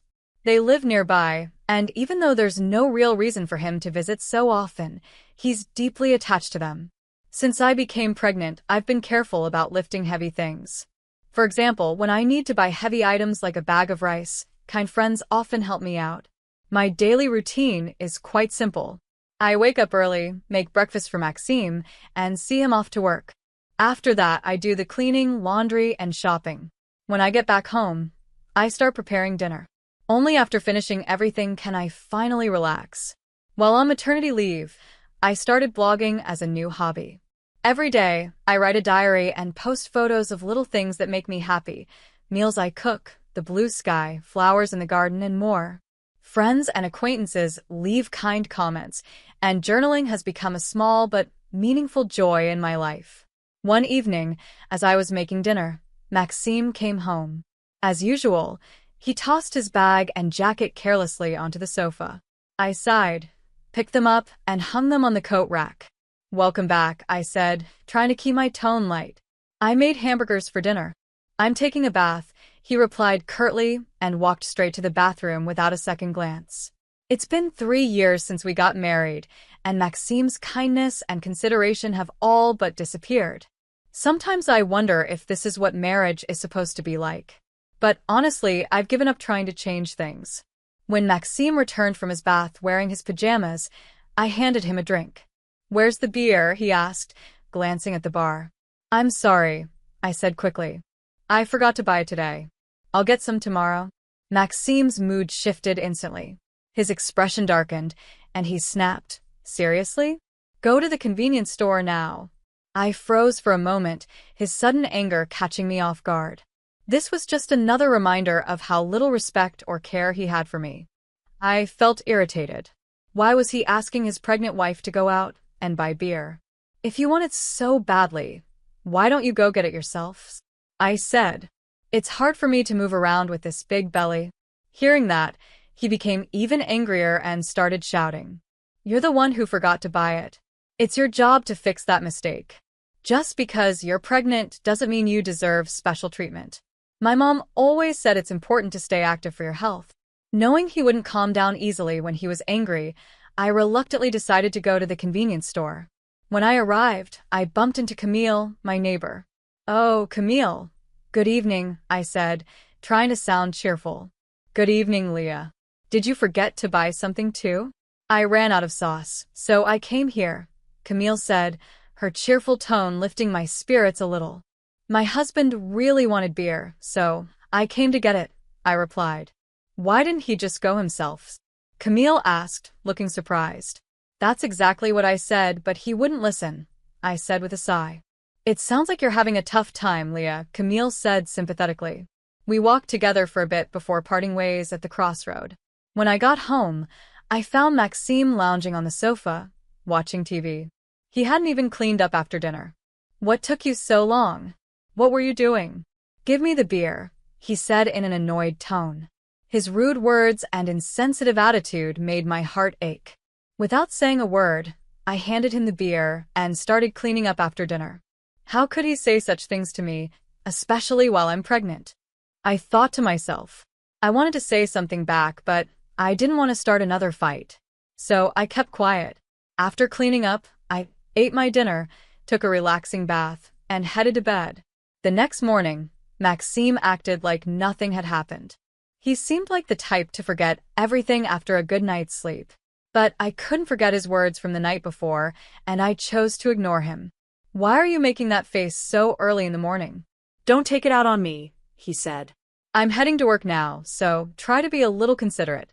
You know the importance of appreciation, right?" His words filled me with the urge to snap back. "That applies to you, doesn't it?" But I was too shocked and upset to say anything. All I could do was sigh deeply as I saw him off. "Be careful," I said quietly. "I won't be home for dinner tonight." "See you," he said and left in a hurry without giving me any further explanation. After he left, I got back to my usual routine, cleaning the house and going shopping. But I couldn't stop thinking about everything that had happened the night before. I decided to make something simple just for myself. As I was about to sit down and eat alone that evening, I suddenly heard Maxime at the door. Surprised, I rushed to greet him. "I'm back," he said casually. "Welcome home. But you said you didn't need dinner tonight, right?" I replied. "Yeah, but my drinking party got canceled, and now I'm hungry. You have something to eat, don't you?" I hesitated and said, "Well, I only made enough for myself today." Maxime's face immediately twisted with anger. "Didn't you even think I might come back?" "This is unbelievable," he snapped. He walked to the dining table and looked at the meal I had prepared for myself. His mood darkened further. "What do you call this? Is this even a meal?" he said, his tone full of contempt. "I seriously wonder if you're doing your job as a housewife. Don't waste the money I'm working so hard to earn." I quickly tried to calm him down. "I'm sorry. I'll prepare something for you right now. Please don't get so upset." But he interrupted me. "Maybe you should learn proper cooking from my mom. Honestly, your cooking has always been lacking." My chest tightened as I heard his words. He was comparing me to his mother again. Didn't he understand how much those comparisons hurt? "I can't eat this," he said coldly. "Go buy something." I felt my heart sink even more. "It's already late, and I've taken a bath. Can't you go buy it yourself?" I asked softly. "Forget it," he shouted. "You forgot the beer yesterday, didn't prepare dinner today. This is so frustrating. I'm going back to my parents' place." Without another word, Maxime stormed out of the house, slamming the door behind him. Left alone, I felt a strange sense of relief. The next morning, as I expected, I received a call from Maxime's mother. Her voice was filled with anger. "How can you not serve Maxime a proper meal? This feels like moral harassment, if not worse," she scolded. I tried to explain what had happened the night before, but she refused to listen. I ended up apologizing just to end the conversation. After hanging up, my mood sank even lower. Since Maxime wasn't home, I decided to take it easy and have a late brunch. But the thought of him coming back later that night lingered in my mind, especially after what had happened. Determined to make things better, I decided to prepare a special dinner for him. I went shopping with extra care, picking out the best ingredients and adding his favorite beer to the cart. I wanted to make a meal that would impress him and maybe earn some praise for once. To make time for cooking, I cut my blogging short. I spent hours in the kitchen, carefully preparing everything. When I was done, the table looked beautiful, as if it were set for a special occasion. Looking at the spread, I felt proud of myself. With this, he should definitely be happy, I thought. I sat in the dining room and waited for Maxime to come home. But as the hours passed, there was no sign of him. I tried calling Maxime several times on my phone, but there was no response. As time passed, I became more worried. 1 hour went by, then 2. My anxiety grew as the clock ticked. Did he go to his parents' house? I thought. Hoping to find out, I called his parents, but they said he wasn't there. I kept trying to reach him, dialing his number over and over again, but still, no answer. As midnight approached, I started thinking about contacting the police. Just then, Maxime finally came home, stumbling through the door. It was obvious he was drunk. "I'm home, hic," he slurred as he staggered inside. I rushed to the entrance, worried. "What happened? Are you okay?" I asked, seeing him lying on the hallway floor. "Too loud, go away," he mumbled angrily, glaring at me. He staggered toward the dining room, and when I tried to help him, he pushed my hand away roughly. "Don't touch me. Don't come near me, with that ugly face. To think you're my wife." His words hit me like a slap. I stood there in shock, unable to believe what I had just heard. Why would he say something so cruel? Why doesn't he care about how I feel? The pain in my chest grew as tears welled up in my eyes. I had put so much effort into cooking a nice meal for him, but it all felt meaningless now. Feeling crushed, I ate dinner alone, surrounded by silence and loneliness. The next morning, Maxime woke up as if nothing had happened. "My head hurts. I guess I drank too much," he groaned. Then, looking annoyed, he asked, "But why did you leave me lying on the hallway floor?" I looked at him, surprised by his attitude. "You chose to lie down there, Maxime." "That's not my fault," I said quietly. "Aren't you my wife? At least take care of me when I'm drunk," he snapped. His words made me wonder why he always blamed me for everything. "If you weren't going to eat at home, you could have at least told me. I prepared a nice dinner, and I called you so many times. Why didn't you answer?" Maxime shrugged, his tone cold. "The drinking party I was supposed to go to the other day got moved to last night. Do I have to report every little thing to you? Besides, it's hard to pick up the phone during a gathering. Think about my situation." With every word he said, my heart grew colder. My expectations of him were disappearing bit by bit. If I stop expecting anything from him, maybe I won't feel hurt or disappointed anymore. As these thoughts circled in my mind, I told him, "I'm taking a break. Tomorrow, I'm going back to my parents' house." Maxime didn't seem to care. "Being with you lately feels unpleasant and boring," he said, brushing off my words. His dismissive attitude made me think more seriously about divorce. With a baby due soon, I felt a mix of sadness and anticipation. My heart raced, not knowing what the future held. I've heard stories from friends about how painful labor can be, but my excitement to meet the baby inside me has always been stronger than those fears. The neighbors often encourage me with kind words like, "It's just a little while longer," which lifts my spirits. One evening, after Maxime came home, he surprised me with a suggestion. "Hey, let's go on a family trip soon," he said. "Really? A trip?" But I began, feeling a bit unsure. "I'm talking about a family trip with my mom and dad," he added. I was taken aback. Why would his parents suggest something like this now?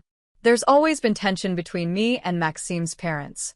Anytime there's an issue involving Maxime, they somehow blame me, like the recent phone call incident.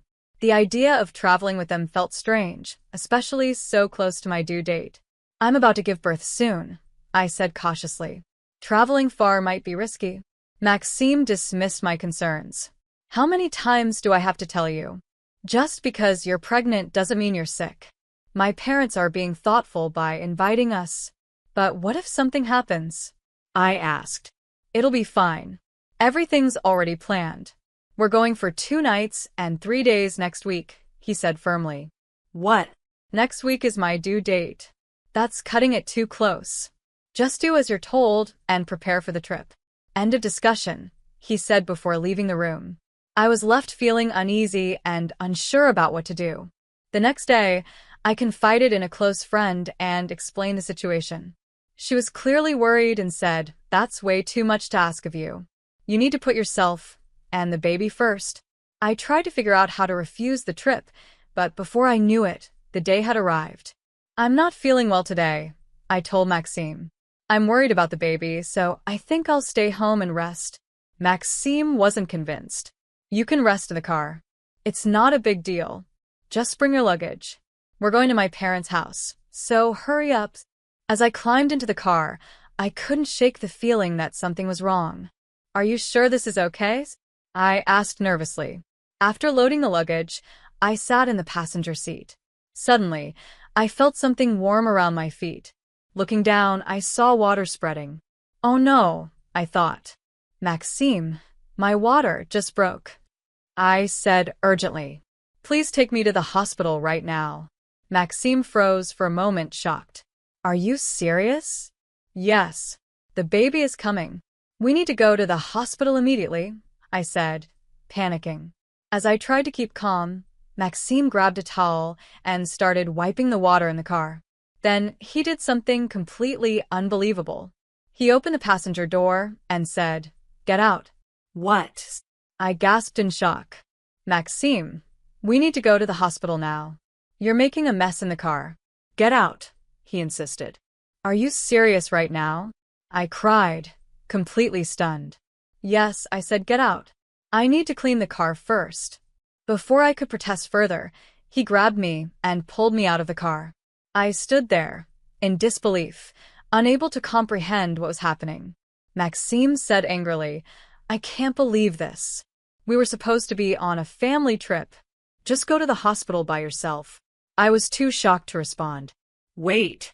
How can you leave me here like this? I called out to him, but he ignored me and drove away, leaving me behind. Feeling overwhelmed, I quickly called for an ambulance.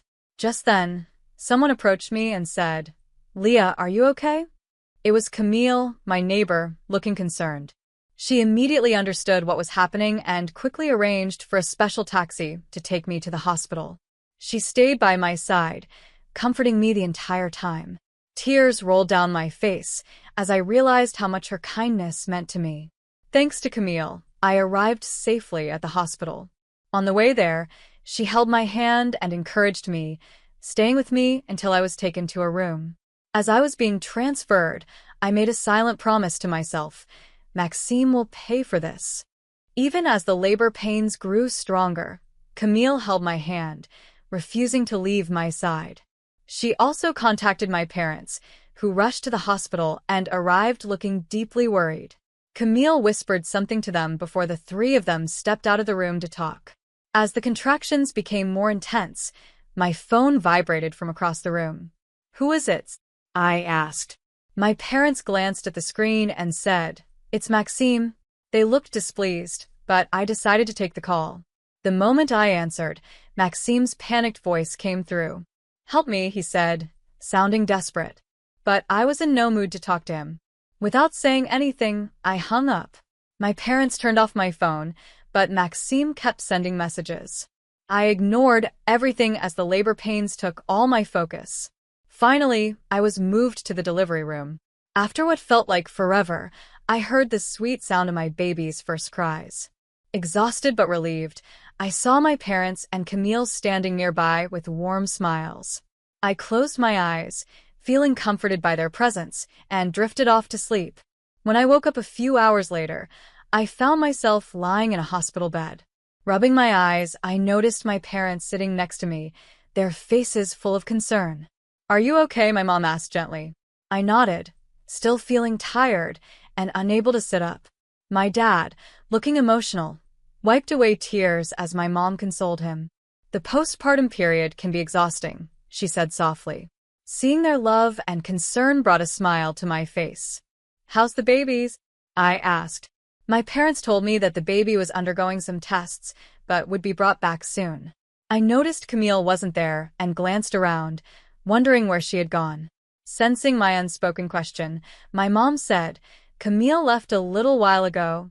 Thinking about everything Camille had done for me, I felt a deep sense of gratitude. I promised my parents that once I was discharged, I would visit Camille to thank her properly. When I turned on my phone to share the news of the baby's birth with my friends, I saw an overwhelming number of missed calls. Most of them were from Maxime. For a moment, I stared at the screen, stunned by the sheer number of calls. But instead of feeling hopeful or curious, I felt nothing. I had no expectations left for him. I closed the notifications without a second thought. Later, one of my friends came to visit me in the hospital to congratulate me on the baby's birth. She was genuinely happy for me and gave me her heartfelt wishes. As we chatted, I opened up to her about everything that had happened with Maxime. She listened with shock and anger. Half-jokingly, she said she wanted to punish him for his behavior. But she also reminded me to focus on my health and get plenty of rest. After chatting for a while, she left, leaving me feeling a little lighter. My parents, who had already been briefed by Camille about the entire situation, asked me gently, "What are you planning to do next?" I shared my thoughts about my relationship with Maxime and told them I was considering divorce. They listened carefully, respected my decision, and assured me of their full support. When I was discharged from the hospital, I planned to stay at my parents' house. They had already prepared a room for me and the baby. Meanwhile, I learned that Maxime had come to the hospital to visit, but since I had informed the staff that I didn't want to see him, they didn't let him in. The next day, Camille came to visit me in my hospital room, holding a fruit basket. "Camille, you came," I exclaimed happily. "You seem to be recovering well," she said with a warm smile. "But make sure you don't overwork yourself. Postpartum fatigue can be serious," she advised. Her words comforted me, and I let out a sigh of relief as I took the fruit basket from her. "Camille, thank you so much for everything. I don't know what would have happened if you hadn't been there," I said sincerely, bowing my head deeply. Camille chuckled gently. "What matters most is that you and the baby are healthy," she said. "That's all I care about." "I'll never forget your kindness," I said. "Once things settle down, I'll come over to thank you properly." Camille smiled warmly. "You know," she began, "I told my husband about what happened. He wasn't happy about it." Hearing that, I felt a hint of unease, realizing how upset her husband might be. "Camille, I'm really sorry for dragging you into this mess," I said, feeling guilty. "Don't worry about it," she replied. "But remember, you owe me for more than just this." "Do you know who helped Maxime get his job at the company where he works now?" Her words surprised me, and for the first time, I heard a stern tone in Camille's usually gentle voice. Camille was actually the wife of the CEO at Maxime's company. When we first moved to this neighborhood, I had no idea about her position. Over time, as we bumped into each other at the supermarket or convenience store, we became friends. Later, we started enjoying tea together regularly, and during those moments, we grew closer. I learned about Camille's husband's job over time, but my husband, Maxime, had no idea about it. This was because he didn't come with me when we first greeted the neighbors and didn't like interacting with them at all. Camille had once told me, "I don't want to cause any trouble, so please don't tell your husband." I respected her request and kept it to myself. Knowing I was pregnant and dealing with Maxime's unreasonable behavior, Camille had suggested more than once, should I talk to my husband about this? But I always said no. I didn't want to trouble her or involve her husband. However, after everything that happened recently, it seemed even Camille had reached her limit. That's probably why Maxime kept calling her. "Camille, I really can't thank you enough for everything," I said, feeling overwhelmed by gratitude. Her strong words reminded me how lucky I was to have someone like her who was willing to go to such lengths for me. Tears welled up in my eyes, and seeing me so emotional, Camille gave me a warm smile. "Leah, you're a dear friend to me. I can't just stand by and do nothing when something like this happens to a friend," she said.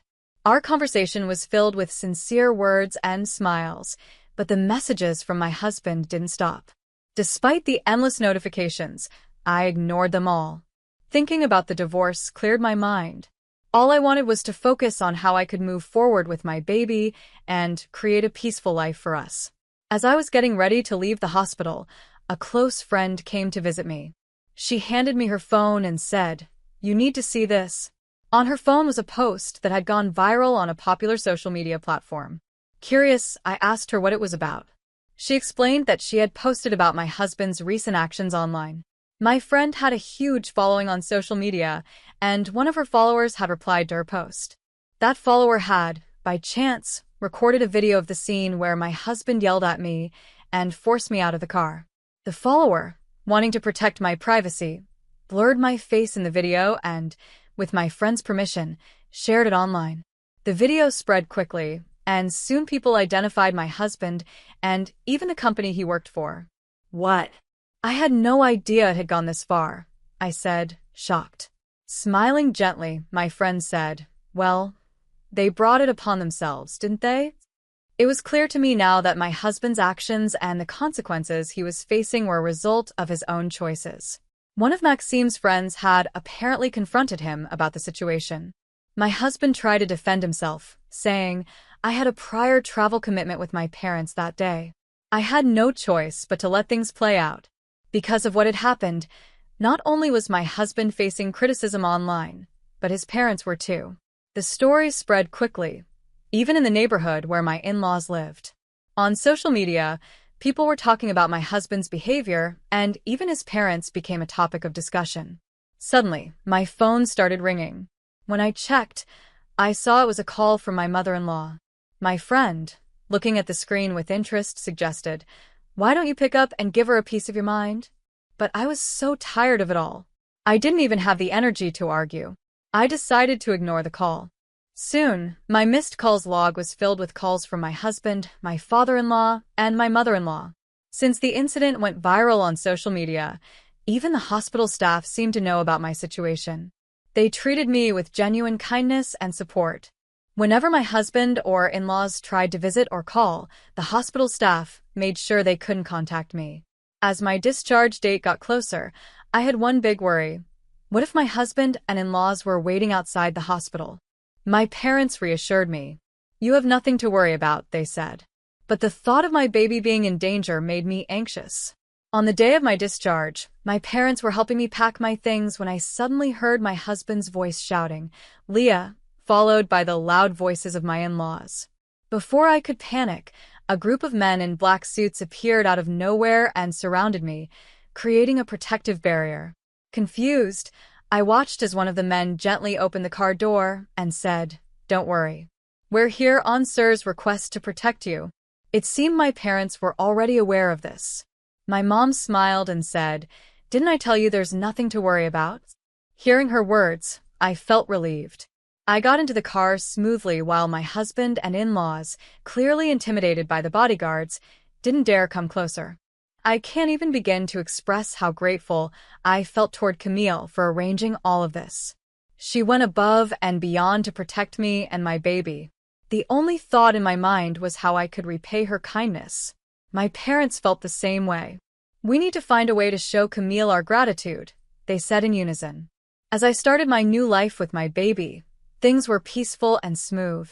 However, the calls and messages from my husband and in-laws didn't stop. I mailed the divorce papers to Maxime, but he refused to acknowledge them. One day, my in-laws called my parents' house. My father answered the phone. They arrogantly said, "She's part of our family now, so no matter how she's treated, she shouldn't complain." My father, angry at their audacity, responded sharply. "That's unacceptable," he retorted. It seemed my in-laws didn't expect such a strong response. They quickly hung up the phone. Later, as I sat with my parents discussing how to handle this situation, I realized I had the strength and support I needed to move forward. I decided that getting help from a professional was the best thing to do, so I resolved to consult a lawyer. Coincidentally, my father knew a lawyer, and when we explained the situation, he kindly offered to help. I told the lawyer about the video circulating online and shared all the past events with him. When the lawyer contacted my husband on my behalf, Maxime seemed surprised at first. However, he quickly became defensive and said, "We can solve our marital issues ourselves. We don't need a lawyer." The lawyer, staying calm, replied, "I'm here because Leah asked me to be. From now on, any communication should go through me. It's up to my client, Leah, to decide if she wants legal involvement." Maxime didn't seem to know how to respond. Although he initially refused to divorce, the mention of mediation and the possibility of going to court clearly made him uneasy. When the lawyer brought up the idea of court proceedings, Maxime reluctantly agreed to the divorce. "I don't care about the child and have no plans to see them in the future, so why should I pay child support?" he said coldly. "As for dividing property, I didn't do anything wrong, so I don't see why I should give up anything." His words were ridiculous, but the lawyer calmly explained the legal aspects of the situation. Even then, Maxime seemed unconvinced. "If that's how you feel, then we'll see each other in court," the lawyer replied firmly. Hearing this, my in-laws, who were listening in, panicked. They immediately agreed to the divorce and didn't want to go to court. When the lawyer told me about this, I felt a deep sense of disappointment. I couldn't believe I had once married such a man. Since moving back to my parents' house, I had been staying in touch with Camille. When I told her about the recent developments, she laughed playfully and said, "Why not go after your ex-husband's retirement pay? Garnishing wages is always an option." I couldn't help but smile, feeling both overwhelmed and impressed by Camille's cleverness. Not long after, the lawyer contacted me again. He said that Maxime wanted to apologize in person. Wanting to resolve everything properly, I agreed to speak with him over the phone under the lawyer's supervision. On the day of the scheduled call, I was with my parents and the lawyer. When I answered, I heard Maxime's voice on the other end. "Finally, you pick up. Apologize now, and I'll forgive you. Come back home, and let's be a couple again. The house is a mess, I might lose my job, and everyone is treating me badly. It's all your fault, so take responsibility." He continued to throw accusations at me, blaming me for everything. I listened quietly, staying calm and deciding how to respond. When I didn't reply right away, he said mockingly, "See? You can't even say anything. You're truly a woman with no redeeming qualities." That's when I finally spoke up. "Just so you know, this conversation is being recorded. I'll be keeping it as evidence." Goodbye. There was a pause, and then I heard the panic in his voice. Wait. "You're recording this? That's not fair." I calmly hung up, feeling a sense of relief. "I was just joking. I'm sorry. I can't live without you. Let's start over. We really loved each other, didn't we?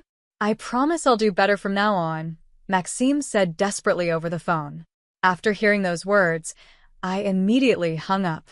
With the recording of Maxime's call in hand, I gave it to my lawyer and asked, "Can this audio be used as evidence?" The lawyer shook his head in disbelief and said, "He really is an incorrigible man." My parents, feeling the same way, firmly decided to cut all ties with Maxime. His behavior didn't just make them angry, it left them deeply disappointed and astonished. At some point, I realized I was finding a small, mischievous satisfaction in seeing the drama unfold. Maybe it was the little devilish side of me enjoying a sense of justice. The divorce proceedings went smoothly. The agreements for property division and child support were finalized without any problems. Slowly, the chaos began to settle down. Thanks to Camille sharing the details of what happened with her husband, who was the president of Maxime's company, Maxime faced immediate consequences. Camille's husband, who valued family above all else, believed that an employee who couldn't protect his own family couldn't be trusted. As a result, Maxime lost his job. Without steady income, he couldn't keep up with his housing loan payments and ended up moving back in with his parents. His reputation was completely ruined by the viral video, and he struggled to find stable work, barely scraping by with short-term, low-paying jobs. Rumors about his parents also spread in their neighborhood. From what I heard from Camille's friends, they now lived in constant unease, facing cold judgment from the people around them. Seeing how society treated them made me realize that this social backlash was perhaps even harder for them to endure than any legal punishment. With everything settled and my health improving, my parents, my baby, and I visited Camille's home to thank her. Camille and her husband welcomed us warmly, showering my baby with affection and making us feel truly cared for. During the visit, Camille and my mother quickly became good friends. Similarly, Camille's husband and my father got along very well. Over time, our families grew close, sharing a bond built on kindness and support. As life continued, something completely unexpected happened. Camille and her husband's son, who was around my age, and I started to develop a connection. A few years later, the thought that I might actually become part of Camille's family was something no one could have predicted. Life, as I learned, is full of surprises.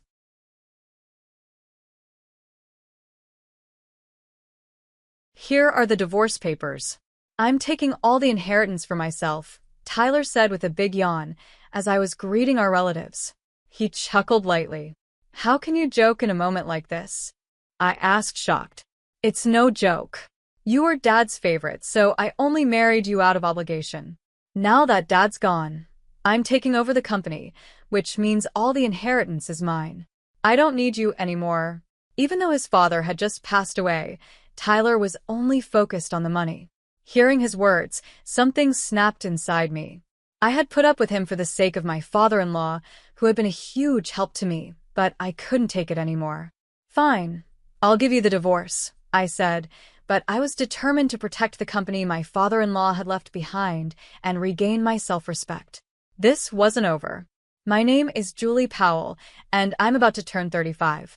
I had to take over Lake Charles Manufacturing when my father died in an accident when I was 27. At the time, I didn't even have time to mourn, and becoming president felt like too much for someone like me, who had just been a regular employee. I nearly gave up several times, but Adam, my father-in-law, stepped in to help me. He was a close friend of my dad's and rushed over as soon as he heard the news. Adam, who ran his own business, taught me everything I needed to know about management. He was a huge help to me and the company. For years after I became president, Adam invited me to dinner and introduced me to his son, Tyler. Julie, this is my son, Tyler. He's managing one of our branches. We're hoping to work more closely with your company, Adam said. Nice to meet you, Tyler said with a bright smile. My father's told me a lot about you.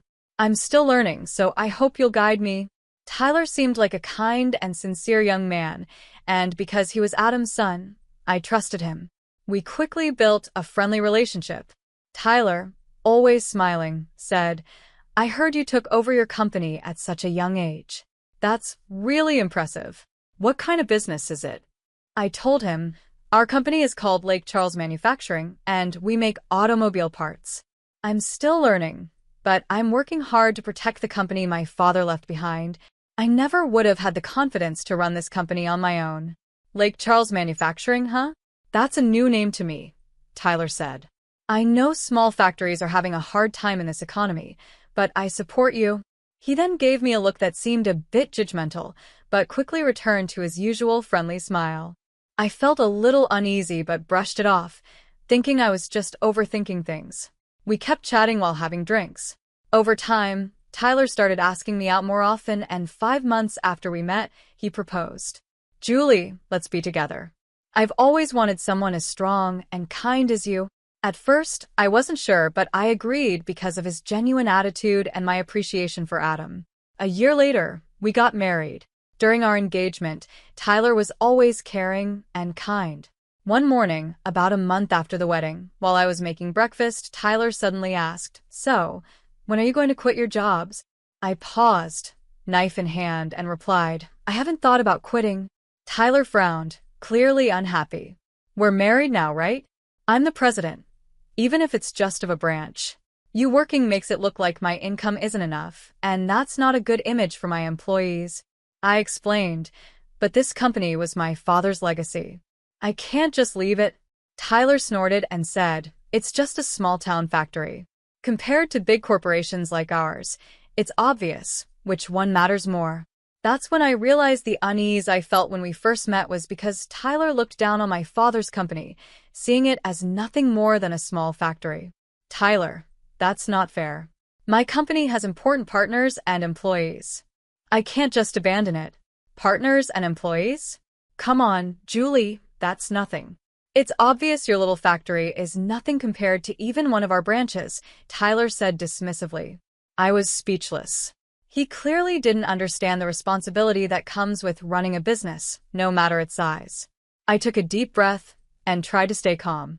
Tyler, the value of a company isn't in how big it is. Even small companies matter. I get it, it's important to you, he said.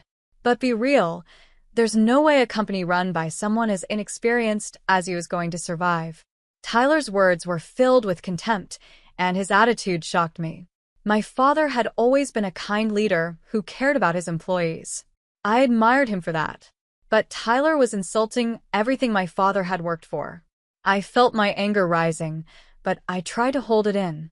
I barely managed to respond. Tyler, our companies might be different in size, but our employees and partners are important too.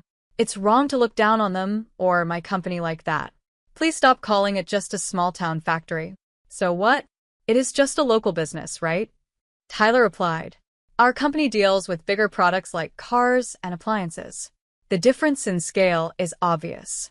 This is why it's tough dealing with beginners, he added with a sigh, clearly frustrated. I'll have breakfast out, he muttered and left for work without waiting for me to respond. Left alone, I stood there in silence, and then the tears I had been holding back began to fall. Wiping them away, I cleaned up the breakfast dishes, feeling a mix of frustration, sadness, and disappointment. My emotions were all tangled up, especially my growing dislike for Tyler. That evening, when I got home feeling exhausted, I was surprised to find Tyler already there. As I opened the front door, the smell of dinner cooking filled the house. I'm home, I said quietly. Tyler peeked out from the kitchen and said, "Welcome back, Julie," in a much warmer tone than he had used that morning. I stood there, confused, and then he began to speak. "I'm sorry about what I said this morning," he said. "I was stressed from work and took it out on you. I shouldn't have done that." He apologized sincerely, and the sight of him saying sorry slowly eased my anger. I tried to make dinner as a peace offering. "I'm not sure how it'll taste, though," Tyler added with an awkward smile. His words made me smile too, despite myself. "Thank you, I really appreciate it," I said, grateful for his effort. We sat down to eat together, and though the food wasn't anything fancy, the fact that he tried made it taste better. "It's good." "Thanks, Tyler," I said softly. Tyler smiled, seeming pleased, and it felt like our argument had ended. But after that, things changed. For a while, Tyler went back to being kind like before, but over time, he became colder. He started making more and more negative comments about my company. A year into our marriage, his attitude became like that of a bossy ruler. One evening, I came home late from work, and Tyler greeted me sarcastically from the sofa. "Finally home, huh? What time do you think it is, Madam President?" "I'm sorry. I had an unexpected meeting." "I'll make dinner right away," I replied apologetically and rushed to the kitchen. Watching me, Tyler scoffed. "A meeting, huh? Were you really working overtime? Is the president of a small-town factory really that busy?" I didn't answer, and just started cooking in silence. Our relationship kept getting worse. Tyler, unhappy with just my formal apologies, confronted me angrily one day and said coldly, "Julie, do you even realize how you're living this life? You act like you're just the president of some small-town factory." Inside, I felt resistance, but I kept quiet because dealing with his company was still important for mine. I stopped arguing, but it didn't mean I wasn't feeling anything. Trying to control my anger, I said in a shaky voice, "I live thanks to your support, and I appreciate it." This irritated Tyler even more. "If you're really thankful, show it, or apologize properly, and I'll forgive you," he snapped. I bit my lip to hold back my anger. "What's wrong? Can't you do it?" "If you can't, I'm fine ending our contract with your company. I can crush it anytime." "If you don't apologize, I'll stop doing business with you," Tyler said with a sneer. His words disgusted me, but I knew I had to protect my company. Though I tried to apologize, my pride held me back, and I hesitated. "What are you waiting for? Hurry up, he demanded. Pushed by his words, I finally said, "Please keep doing business with us." "I beg you." Seeing me beg, Tyler laughed smugly. "Pathetic. And to think you're supposed to be a president," he said, full of contempt.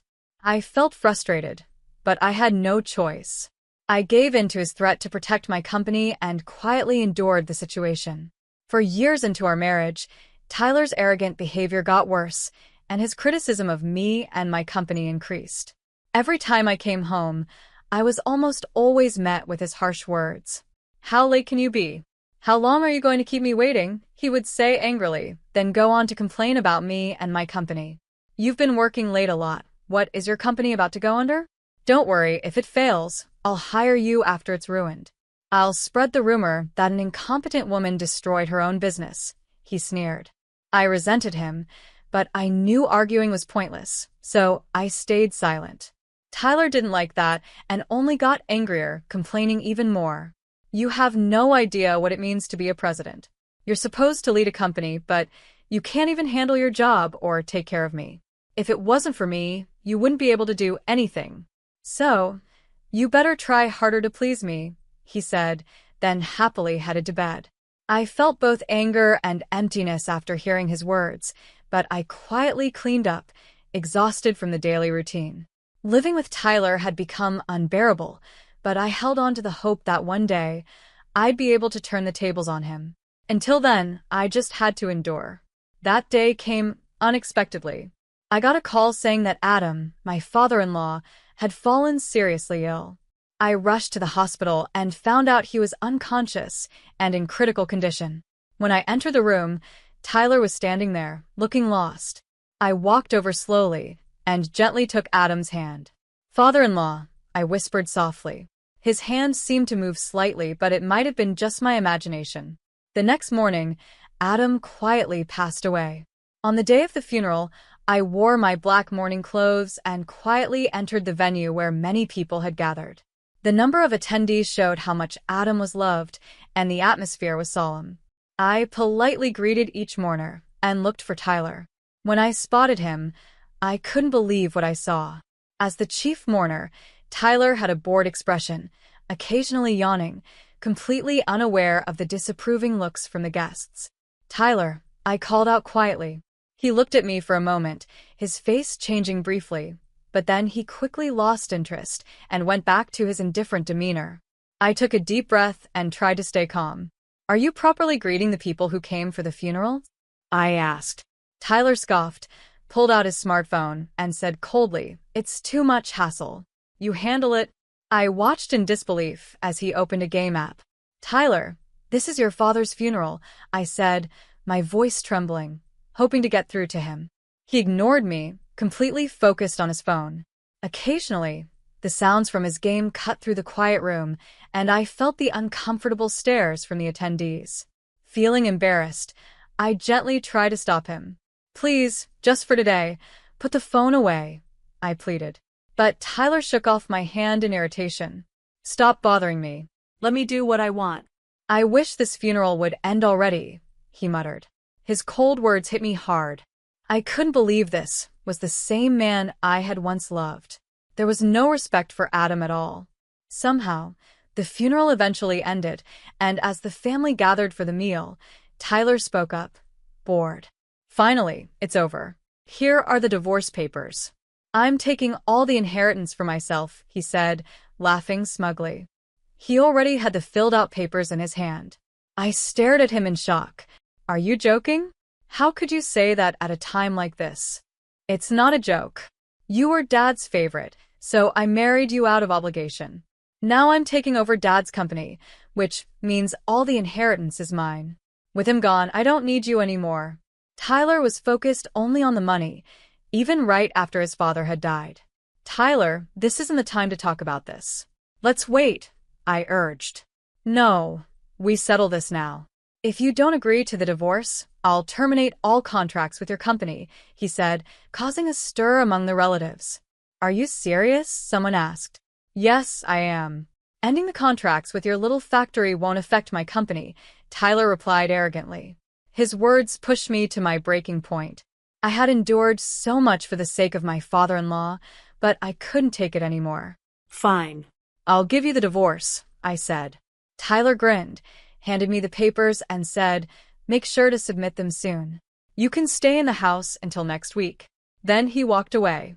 Shaking with anger, I gathered only my essentials and checked into a nearby hotel. Since I didn't have kids, it was easier to make a quick exit. The next morning, I was ready to face whatever came next. I arrived at the courthouse as soon as it opened to submit the divorce papers.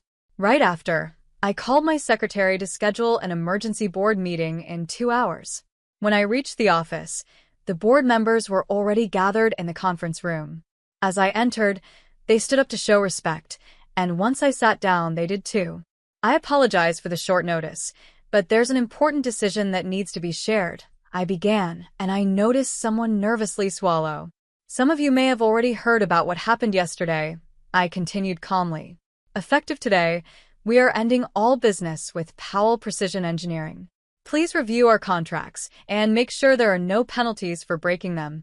Surprised murmurs filled the room. Powell Precision Engineering had been a valuable partner, but it was also run by Tyler.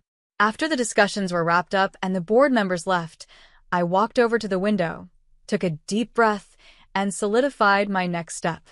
Let's move forward, I said to myself. I called my secretary and gave her instructions. Prepare a notice to officially end our dealings with Powell Precision Engineering.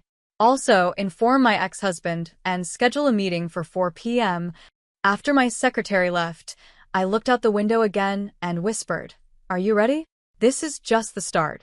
Smiling, I headed over to Powell Precision Engineering at 3:30 p.m., adjusting my suit and taking a deep breath. When I gave my name at reception, the receptionist replied politely, "Miss Cooper, you have a 4 p.m. appointment. Please wait a moment." A young woman, clearly Tyler's secretary, quickly came to greet me and led me to the top floor. My heart was beating faster, but I kept a calm face. Once we arrived, she knocked lightly on a large door. It opened to reveal Tyler sitting in a big chair behind his desk in the spacious office. "What do you want? Is the divorce finalized? Or are you here asking for money?" Tyler sneered, dripping with his usual arrogance. "I guess running a small-town factory gives you too much free time. There were no financial arrangements when we split, so he thought I was there to ask for something." I quietly sat down, took a moment to steady myself, and then spoke calmly. "It's been a while, President Powell. I'm here to talk business." "What's with the cold attitude?" he asked, clearly annoyed. Smiling slightly, I slowly pulled a document from my bag. "I've come to deliver this," I said. "As of today, we are ending all business with your company." I spoke calmly, and Tyler's face changed color, freezing for a moment. Then he laughed, trying to brush it off. "You're joking, right? Your company is cutting ties with us? It's just a small-town factory, isn't it?" Tyler still didn't seem to understand what was happening. "In fact," I said, "Powell Precision Engineering's business with Lake Charles Manufacturing accounts for 55% of your revenue. This will seriously affect your company." He stared at me in disbelief. "You're lying. I thought Lake Charles Manufacturing was just a small-town factory." "You didn't know, did you? Lake Charles Manufacturing employs 10,000 people and has annual revenue of $3 billion. That's ridiculous." Tyler started to argue, but his secretary whispered something in his ear, and his face turned pale. He finally realized the impact this would have on his company. I couldn't help but smile a little. But you never told me any of this." "I thought it was just a small company," he stammered. "You assumed," I said. "Remember, you were the one who said ending business with Lake Charles Manufacturing wouldn't affect your company." I calmly repeated his own words, making it clear how much he had misjudged the situation. The loss of our business could ruin his company, and he knew it now. "Wait, I just misunderstood. I thought Lake Charles Manufacturing was a small operation," he said, trying to backtrack. "And if you're doing so well, why do you always dress so simply?" "You're joking, right, Julies?" Tyler, who had always been so confident, now sounded desperate. "You still don't get it, do you?" I sighed and looked him in the eye. "I'm following my father's teachings. He never believed in showing off wealth because he understood the risks that come with it. That's why I live modestly. You, on the other hand, waste money without thinking." I smiled softly as Tyler's face flushed with anger and embarrassment, and he fell silent. "Just because we're divorced doesn't mean I wanted to end business with Powell Precision Engineering," I continued. "It's been profitable for us. But lately, there have been issues, quality problems, delayed deliveries." I paused and looked straight at him. "And more importantly, your lack of moral responsibility. You ignored your duties as the chief mourner at your father's funeral, and right in front of your relatives, you handed me divorce papers, claiming all the inheritance is mine." "I was drunk," he said weakly. "I was upset about my father's death, and I had a few drinks before the funeral. It wasn't intentional." "For 4 years, you've looked down on me," I said. "You never respected my work, constantly criticizing and insulting me. And yesterday you showed your true self." If that wasn't who you really are, then who is? Tyler sat there in silence, unable to respond. Working with someone who lacks basic ethics is a risk for Lake Charles Manufacturing, I said firmly. That's why we're ending our business relationship. Julie, please reconsider, Tyler begged, his voice now weak. Our company will go under. I responded with a cold smile. Your company will be fine, right? I remember you always said, I can buy it out any time if I really wanted to. Tyler's face went pale. He probably never thought his own words would come back to haunt him like this. You bastard, he muttered, standing up and angrily swinging his arm toward me. But he stopped mid-swing. Do you really want to try hitting me? Go ahead. If you use violence, it'll only hurt the reputation of Powell Precision Engineering. Attacking the female president of Lake Charles Manufacturing would be even worse for you, I said calmly. Tyler's hand trembled with rage, but he slowly lowered it. Damn it, he muttered. This is goodbye. Farewell, I said, leaving the room as I heard Tyler's distant shouts behind me. 5 months passed since Lake Charles Manufacturing ended its partnership with Powell Precision Engineering. During that time, Tyler's company started to fall apart. At first, Tyler tried to save his business, looking for new partners and encouraging his employees. But when the news of our termination spread, the company's reputation took a serious hit. 3 months later, major clients began canceling their contracts one after another. Tyler even tried offering desperate deals, which only made things worse. 5 months in, Powell Precision Engineering was struggling financially. Employee payments were delayed, and staff started resigning or joining other companies. Bankruptcy seemed inevitable. One day, I got a phone call. Hello, Julie, said a weak, raspy voice. I immediately recognized it as Tyler. What is it? I asked coolly. Please, I need to talk to you in person, he said, sounding desperate. His arrogance was gone, replaced by a plea for help. All right.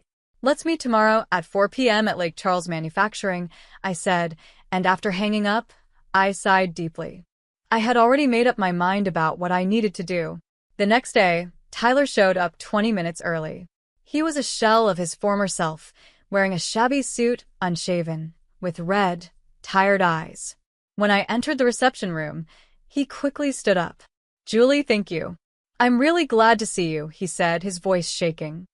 Please, I'm begging you to resume business with Powell Precision Engineering. Why?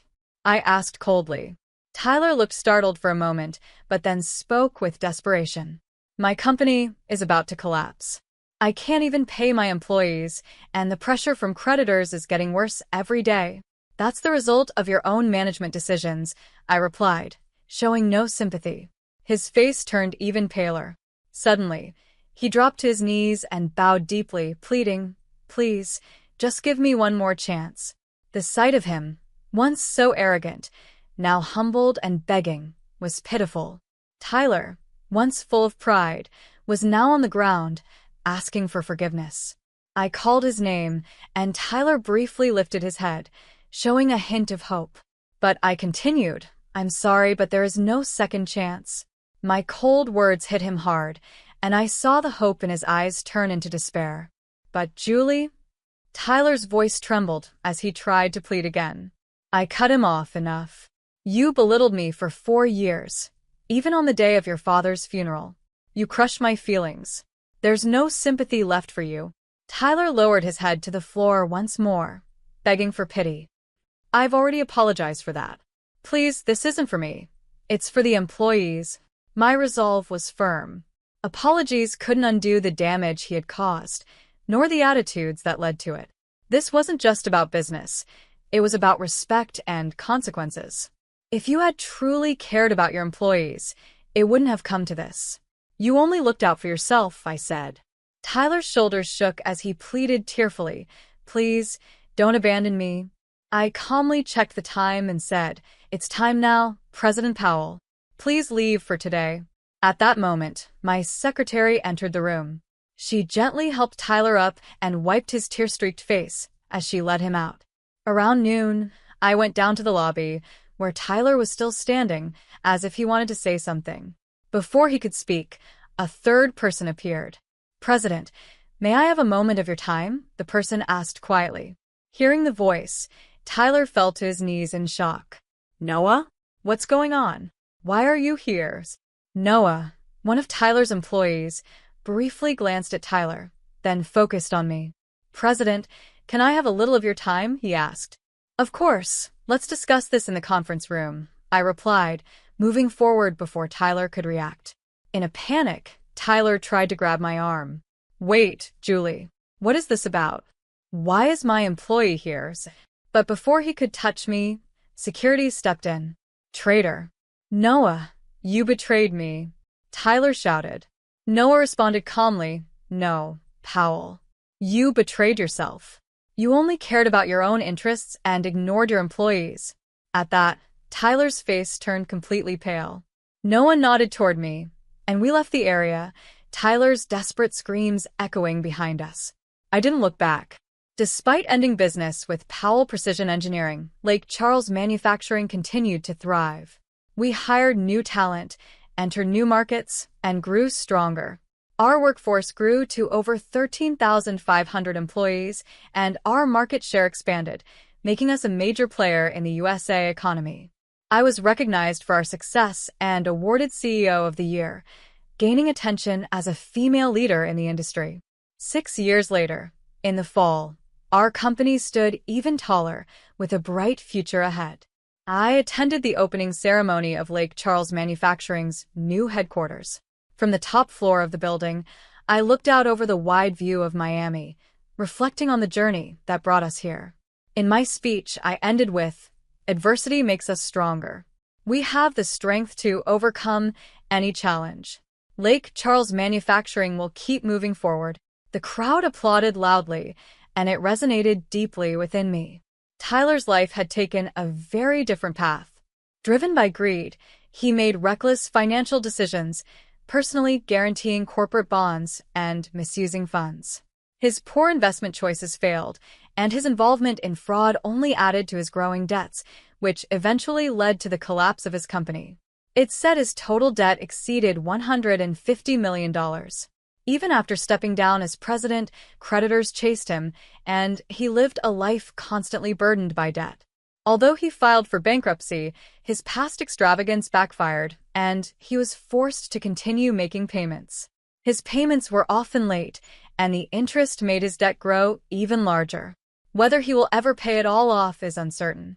One day, I happened to see him working part-time at a local supermarket. He looked much older than when I last saw him, with thinning hair and a blank expression. It was a stark contrast to the man he used to be. Next to him, a magazine cover featured the headline, Lake Charles Manufacturing President among the top 15 in annual income, while he quietly stocked shelves. Seeing him like that, I felt a mix of emotions. The man who once looked down on me was now in such a tough spot. I looked away and left the store without saying a word. My personal life took a new turn 4 years ago when I met a wonderful man. We got married at the end of last year, and he has been incredibly supportive of my career, always standing by my decisions. We have built a strong and loving relationship where we support each other and grow together. Now, we are looking forward to welcoming a new life into our family. I'm expecting a baby next spring, which will be a big change for me as I take on the role of a mother. While I still have some worries about balancing work and home life, I feel confident that with the help of my family, friends, and colleagues, I will overcome any challenges. I'm excited to see how much I will grow in the next year, and I'm committed to working hard to achieve the goals I've set for myself, building a fulfilling future. As I stood against the backdrop of Miami, I quietly smiled, feeling a deep sense of accomplishment and hope. Closing my eyes, I spoke to my late father in my heart. Dad, the vision you had for the company, I've made it a reality.